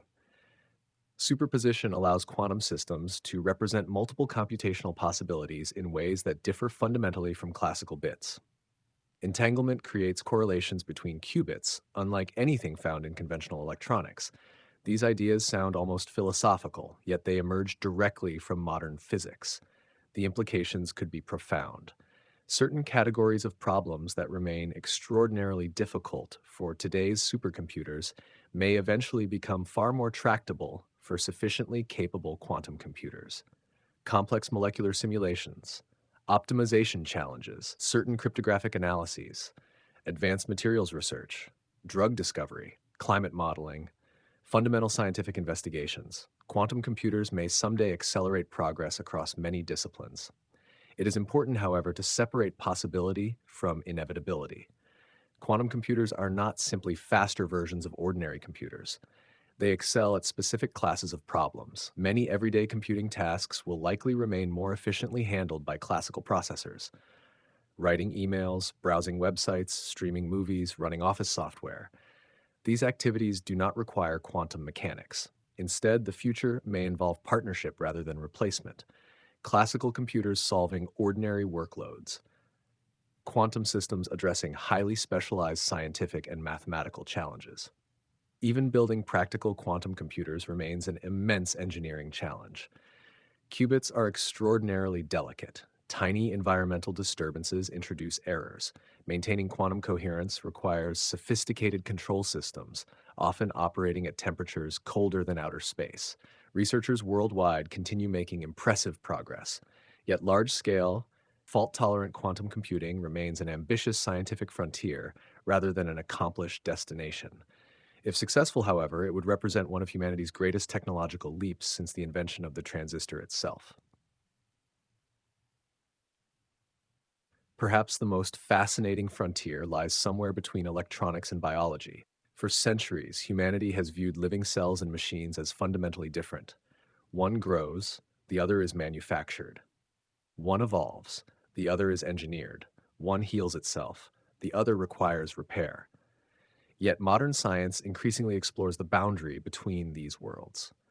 Biological computing has begun emerging as an interdisciplinary field combining biology, engineering, computer science, and materials research. Scientists investigate how living cells process information, how neural networks inside the brain achieve extraordinary efficiency, how biological molecules perform computation through chemical interactions. The objective is not necessarily to replace silicon with biology. Instead, researchers ask whether living systems might inspire or even directly contribute to future computing technologies. Some laboratories study neural interfaces capable of connecting electronic devices with biological nervous systems. These technologies already assist certain patients through advanced prosthetics or brain-computer interface research. Others investigate cultured neurons interacting with electronic circuits in carefully controlled experimental environments. Still others explore DNA as a medium for storing enormous quantities of digital information. The possibilities seem almost unimaginable. Biological systems consume remarkably little energy compared with modern supercomputers. The human brain operates using approximately the power required by a modest household light bulb, while performing tasks that still challenge artificial intelligence. Understanding how biology achieves such efficiency may influence future computer architectures. At the same time, these developments raise profound ethical questions. If machines increasingly interact directly with living tissue, where should society establish boundaries? How should privacy be protected when technology approaches the human nervous system? What responsibilities accompany such capabilities? Scientific progress rarely advances through engineering alone. It also demands thoughtful reflection. As electronics and biology gradually converge, humanity must decide not only what can be built, but what ought to be built. Stepping back, an extraordinary pattern emerges. Every generation has predicted the end of semiconductor progress. Each time, engineers discovered another path forward: smaller transistors, new architectures, three-dimensional chip designs, advanced packaging, novel materials, artificial intelligence-assisted design. The frontier continually moved. Today's challenges are undoubtedly formidable. Atomic-scale physics imposes genuine constraints. Energy consumption grows increasingly important. Manufacturing complexity continues rising. Yet history offers reason for cautious optimism. Innovation rarely travels in straight lines. When one door closes, another often appears unexpectedly. No one predicted that graphics processors would become the engines of artificial intelligence. Few imagined that ordinary sand would become the foundation of the digital age. Tomorrow's breakthroughs may emerge from laboratories that receive little attention today. A new material, a new algorithm, a new manufacturing technique, a discovery not yet imagined. The future has always possessed a remarkable talent for surprising even its most knowledgeable observers. Looking ahead, the semiconductor industry appears less like a mature technology and more like the beginning of an even greater journey. Silicon may continue evolving through ingenious engineering. Graphene and gallium nitride may expand the range of what electronics can accomplish. Quantum computing may open entirely new forms of computation for humanity's most difficult scientific questions. Biological technologies may gradually blur the distinction between living intelligence and engineered systems in carefully considered and ethically guided ways. None of these paths is guaranteed. Each contains formidable scientific, engineering, and societal challenges. Yet together they reveal something extraordinary. The story of semiconductors has never truly been about silicon. It has always been about humanity's determination to overcome limits. Every transistor ever built represents a refusal to accept yesterday's boundaries. Every new material reflects curiosity stronger than convention. Every breakthrough begins with someone willing to ask whether the impossible is merely the unexplored. Perhaps that is the true legacy of the semiconductor revolution. Not simply faster computers, not merely smarter machines, but the enduring belief that knowledge itself has no final frontier. As long as there are questions left unanswered, there will be engineers searching for better materials, physicists exploring stranger laws of nature, biologists uncovering new forms of intelligence, and dreamers imagining technologies beyond today's understanding. The age of silicon may someday evolve into something entirely different. But the human drive that created it will continue, and that may prove to be the most powerful technology of all. Chapter 11: Vietnam in the Global Semiconductor Vortex. For most of the semiconductor age, Vietnam stood near the edge of the industry's map. The world's most advanced chip factories were concentrated elsewhere. Taiwan dominated leading-edge manufacturing. South Korea became a memory powerhouse. Japan excelled in materials and precision equipment. The United States led in design, software, and research. Vietnam was better known for agriculture, textiles, footwear, and increasingly electronics assembly. Yet history has a habit of moving unexpectedly. As the semiconductor industry became more strategic, more fragile, and more geographically diversified, new locations began attracting extraordinary attention. Among them was Vietnam. Suddenly, names that once seemed distant, Intel, Samsung, Nvidia, and many others, appeared repeatedly in discussions about Vietnam's technological future. The question is no longer whether Vietnam participates in the global semiconductor supply chain. It already does. The real question is how far that participation can evolve. Can Vietnam remain primarily a manufacturing and assembly hub, or can it climb toward the higher value frontiers of chip design, advanced engineering, and semiconductor innovation? The answer may shape not only Vietnam's economy, but also its position in the technological order of the 21st century. To understand why global technology companies are paying attention to Vietnam, we must first understand what has changed in the world. For decades, efficiency dominated corporate thinking. Companies concentrated production where costs were lowest and supply chains operated smoothly. Then came a series of shocks: trade tensions, the pandemic, the global chip shortage, geopolitical rivalry. Suddenly, resilience became almost as important as efficiency. Technology companies began asking new questions. Should all production be concentrated in a few locations? What happens if one region faces disruption? How can supply chains become more diversified? Vietnam entered this conversation at a remarkable moment. Its advantages are not mysterious. It sits near major Asian manufacturing centers. It has participated deeply in global electronics production. It possesses a relatively young workforce. It has signed multiple international trade agreements. Political and economic stability have also increased its attractiveness for long-term investment. As companies sought additional manufacturing bases beyond existing concentrations, Vietnam appeared increasingly compelling. Samsung became one of the most visible examples. Over many years, the company built enormous manufacturing operations in Vietnam, turning the country into one of its most important global production hubs. Intel invested in advanced semiconductor-related operations, including large-scale assembly and testing activities. Nvidia's growing interest in Vietnam has been viewed by many observers as another signal that the country is gaining relevance within the broader technology ecosystem. These investments are not occurring in isolation. They reflect a larger trend. Vietnam is increasingly seen as a strategic node within the global electronics and semiconductor supply chain. Not yet a dominant chip powerhouse, but no longer a peripheral player either, a country moving toward the center of the conversation. At present, Vietnam's strongest position lies in what the semiconductor industry calls the back end. To understand this, imagine a chip's journey. First, the chip is designed. Engineers create billions of tiny electronic structures using sophisticated software. Next, the design is manufactured on silicon wafers inside highly advanced fabrication plants. Finally, the chips are cut, packaged, connected, tested, and prepared for integration into electronic products. These final stages are collectively known as packaging and testing. They may sound less glamorous than chip design or wafer fabrication. In reality, they are enormously important. A chip that cannot be packaged reliably cannot become a product. A chip that is not tested thoroughly may fail in a smartphone, a car, a medical device, or a data center. As semiconductors become more powerful, packaging itself is becoming a major source of innovation. Modern processors increasingly rely on advanced packaging techniques that connect multiple chips together in highly sophisticated ways.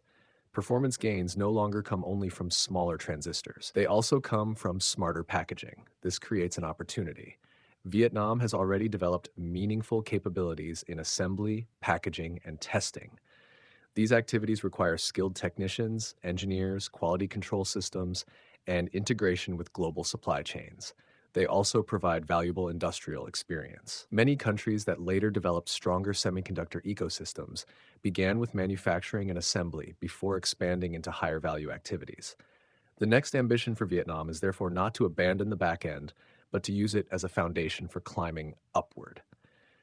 Chip design represents one possible path.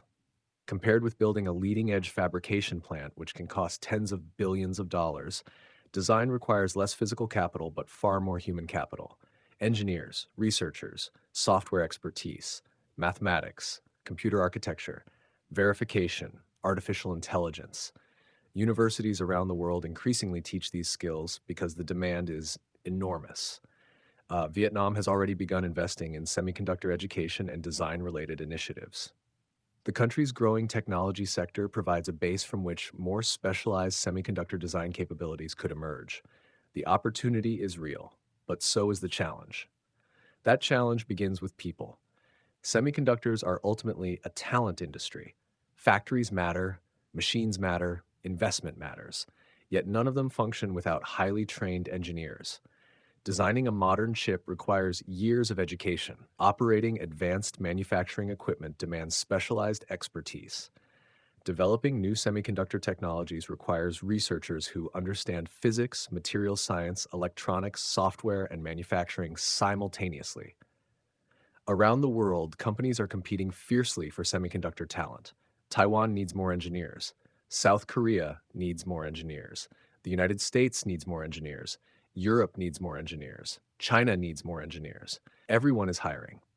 For Vietnam, this creates both an opportunity and a difficulty. Talented young engineers can find attractive careers in a rapidly growing industry.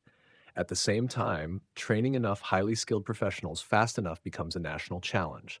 Universities must expand programs, faculty must be developed, industry partnerships must deepen. Students must gain practical experience. Building a semiconductor workforce is not a project measured in months. It is measured in years, often decades. The second challenge is less visible but equally important: energy. Advanced semiconductor facilities consume enormous amounts of electricity. Not only large quantities, but highly reliable electricity. A brief power interruption can disrupt sensitive manufacturing processes and cause significant losses. As global technology companies pursue sustainability goals, another requirement becomes increasingly important: clean energy. Many multinational firms want their supply chains powered increasingly by renewable or low-carbon sources. For countries hoping to attract more advanced semiconductor investment, energy infrastructure becomes a strategic asset. Reliable grids, expanding generation capacity, renewable energy development, industrial power quality. These issues are no longer separate from technology policy. They are part of it. A semiconductor ecosystem ultimately depends on more than engineers and factories. It depends on roads, ports, telecommunications, universities, research institutions, and especially energy systems capable of supporting large-scale high-tech manufacturing. Yet despite these challenges, there is a deeper reason Vietnam has attracted attention. The global semiconductor map is being redrawn. Not completely. Taiwan remains critical. South Korea remains powerful. The United States remains influential. Japan remains indispensable. China remains enormous. But companies and governments increasingly seek diversification, additional production locations, additional engineering centers, additional supply chain nodes. Vietnam does not need to replace existing semiconductor giants to become important. It needs to become an increasingly valuable part of the network. History suggests that such transitions often begin gradually. First assembly, then packaging, then testing, then engineering services, then design, then research. Each stage builds capabilities that make the next stage more achievable. The process is cumulative. Knowledge attracts investment, investment attracts talent, talent attracts more knowledge. This is how technology ecosystems are born. For Vietnam, the semiconductor era therefore represents more than a new industry. It represents a strategic opportunity, a chance to move deeper into the technological foundations of the global economy, a chance to develop high-value engineering capabilities, a chance to participate not only in manufacturing products, but in creating the technologies that define the future. Success is far from guaranteed. Many countries aspire to climb the semiconductor ladder. Few reach the highest rungs. The competition is intense. The investments are enormous. The technological barriers are real. Yet the fact that global semiconductor leaders are increasingly looking toward Vietnam suggests something important. The country is no longer viewed merely as a low-cost manufacturing location. It is increasingly viewed as a potential long-term partner in the architecture of the digital age. The coming decades will determine how large that role becomes. But one thing is already clear. The semiconductor revolution has reached Vietnam's shores, and Vietnam now faces the same question confronting many nations in this new era, not whether chips will shape the future, but how much of that future it intends to help build.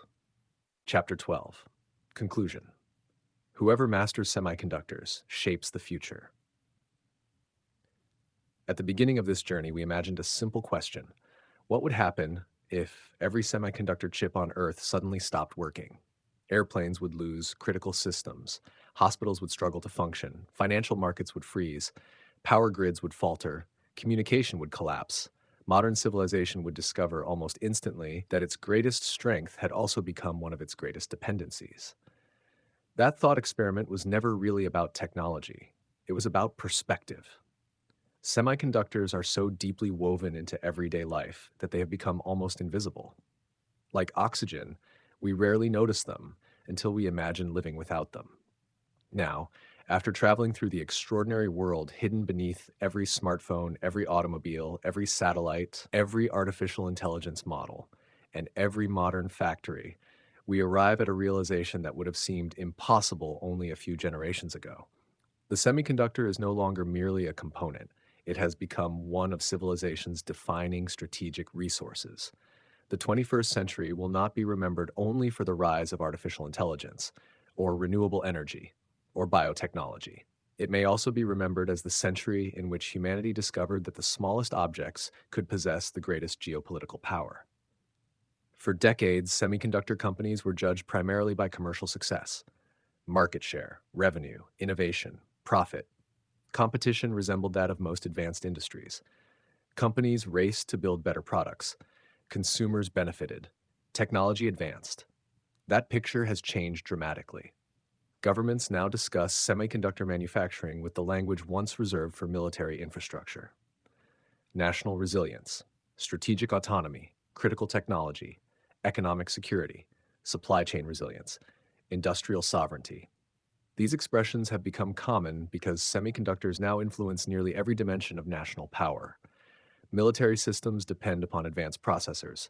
Communication networks require sophisticated electronics.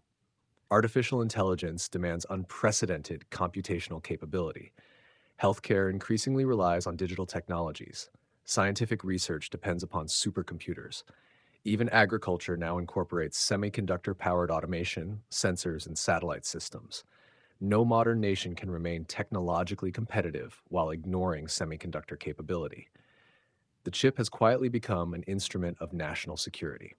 This transformation explains why governments invest tens of billions of dollars into semiconductor manufacturing, why export controls have become more sophisticated, why alliances increasingly include technological cooperation, why supply chains are being reconsidered. Semiconductors are no longer simply traded, they are strategically protected. The vocabulary of business merged with the vocabulary of geopolitics. The age of purely commercial semiconductors has ended. Throughout this book, another lesson has emerged repeatedly. Modern civilization is astonishingly interconnected. A smartphone designed in one country may incorporate intellectual property developed in another. Its processor may be manufactured elsewhere. The manufacturing equipment may originate from several additional countries. Packaging may occur in another region. Final assembly somewhere else entirely. Raw materials may travel across multiple continents before reaching the factory. Dozens of companies, hundreds of suppliers, thousands of engineers, millions of individual components, one finished product. This extraordinary network has enabled unprecedented prosperity. It has also created unprecedented interdependence. The pandemic revealed this reality. A shortage of inexpensive chips delayed automobiles worth tens of thousands of dollars. Factories paused because tiny electronic components were unavailable. Consumers waited months for products that once arrived within days. The lesson extended far beyond semiconductors. Complex systems are remarkably efficient. They are not always remarkably resilient. When one critical link weakens, consequences spread outward with surprising speed, like falling dominoes. One interruption becomes another. One delay becomes many. One missing component slows entire industries. The world often appears enormous. In reality, it is connected by countless invisible threads. Semiconductors simply made those threads visible. This may be one of the most important lessons for all of us. Globalization does not eliminate dependence. It redistributes it. Every society participates in networks larger than itself. Every nation relies upon knowledge created elsewhere. Every company depends upon suppliers it may never meet. Strength, therefore, comes not merely from efficiency. It also comes from resilience, from diversification, from cooperation, from recognizing hidden vulnerabilities before they become visible crises. Yet there is another lesson, perhaps even more profound. This story has never truly been about chips. It has always been about human curiosity. Consider the extraordinary journey. Ordinary sand, purified into nearly perfect silicon, engineered into wafers, etched with billions of transistors invisible to the human eye, connected through unimaginably complex manufacturing systems, installed inside computers capable of performing trillions of calculations every second. Those computers now help scientists decode proteins, predict weather, navigate spacecraft, translate languages, design medicines, explore the origins of the universe, create artificial intelligence. Few stories better demonstrate humanity's ability to transform simple materials into extraordinary possibilities. The semiconductor is perhaps civilization's greatest example of accumulated knowledge. Every transistor contains generations of scientific discovery. Physics, chemistry, materials science, mathematics, engineering, manufacturing, computer science. No single inventor created the semiconductor revolution. Millions contributed. Researchers whose names history scarcely remembers. Engineers who solved microscopic problems inside anonymous factories. Teachers who educated future innovators. Students who asked difficult questions. Progress has always been collective. That may be the semiconductor industry's greatest lesson. The future belongs not only to brilliant individuals, it belongs to ecosystems of knowledge. As artificial intelligence accelerates, this lesson becomes even more significant. AI does not emerge from software alone. It requires advanced semiconductors. Advanced semiconductors require precision manufacturing. Precision manufacturing requires sophisticated equipment. That equipment depends upon decades of research. Research depends upon education. Education depends upon long-term investment. Everything connects. Artificial intelligence is therefore not replacing the semiconductor revolution. It is amplifying it. The more intelligent machines become, the more valuable advanced chips become. The more valuable chips become, the greater the competition to design them, manufacture them, protect them, and improve them. This cycle reinforces itself. Knowledge generates computation. Computation generates discovery. Discovery generates more knowledge. The nations capable of sustaining this cycle will possess extraordinary influence over the technologies shaping the coming century.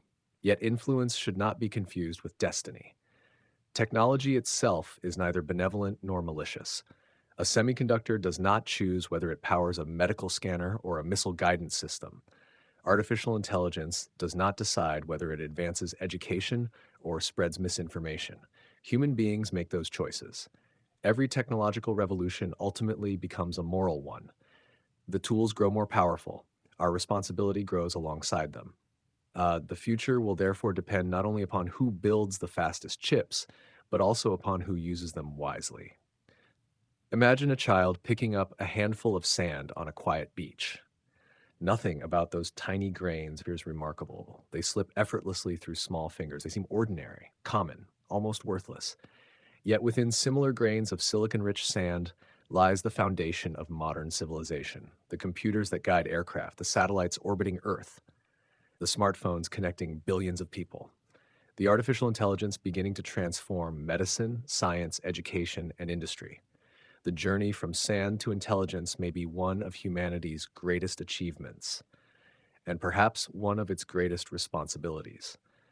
Because the more powerful our technologies become, the more carefully we must decide how to use them.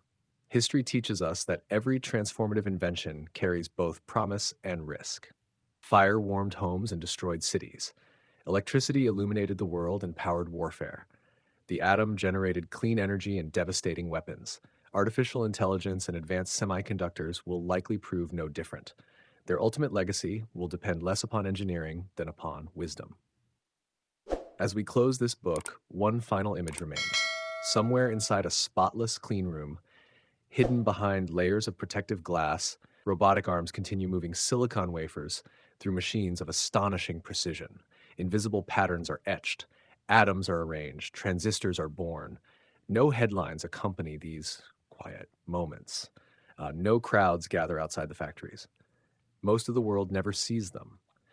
Yet, from these silent rooms emerge the processors that will train tomorrow's artificial intelligence, power future discoveries, connect distant continents, and perhaps solve problems that today seem impossible. The future is not forged only in parliaments, or boardrooms, or battlefields. It is also forged inside laboratories, universities, research centers, and semiconductor fabrication plants where science becomes reality one atomic layer at a time. We began this journey by asking what would happen if every chip stopped working. We end with a different question. Who will build the next generation of intelligence? Who will educate the engineers? Who will invest in the research? Who will strengthen the fragile supply chains? Who will ensure that extraordinary technological power serves humanity rather than divides it? Those questions belong to every nation, every company, every researcher, every student, and in some small way, every one of us. Because the race for semiconductors is no longer simply about business. It is about the future of civilization itself. In the century ahead, the nations that best understand, develop, and responsibly apply advanced semiconductor technology will help shape the direction of artificial intelligence, scientific discovery, economic prosperity, and global influence. The contest begins with something as ordinary as sand, but it ends with something far more extraordinary, the future of human possibility.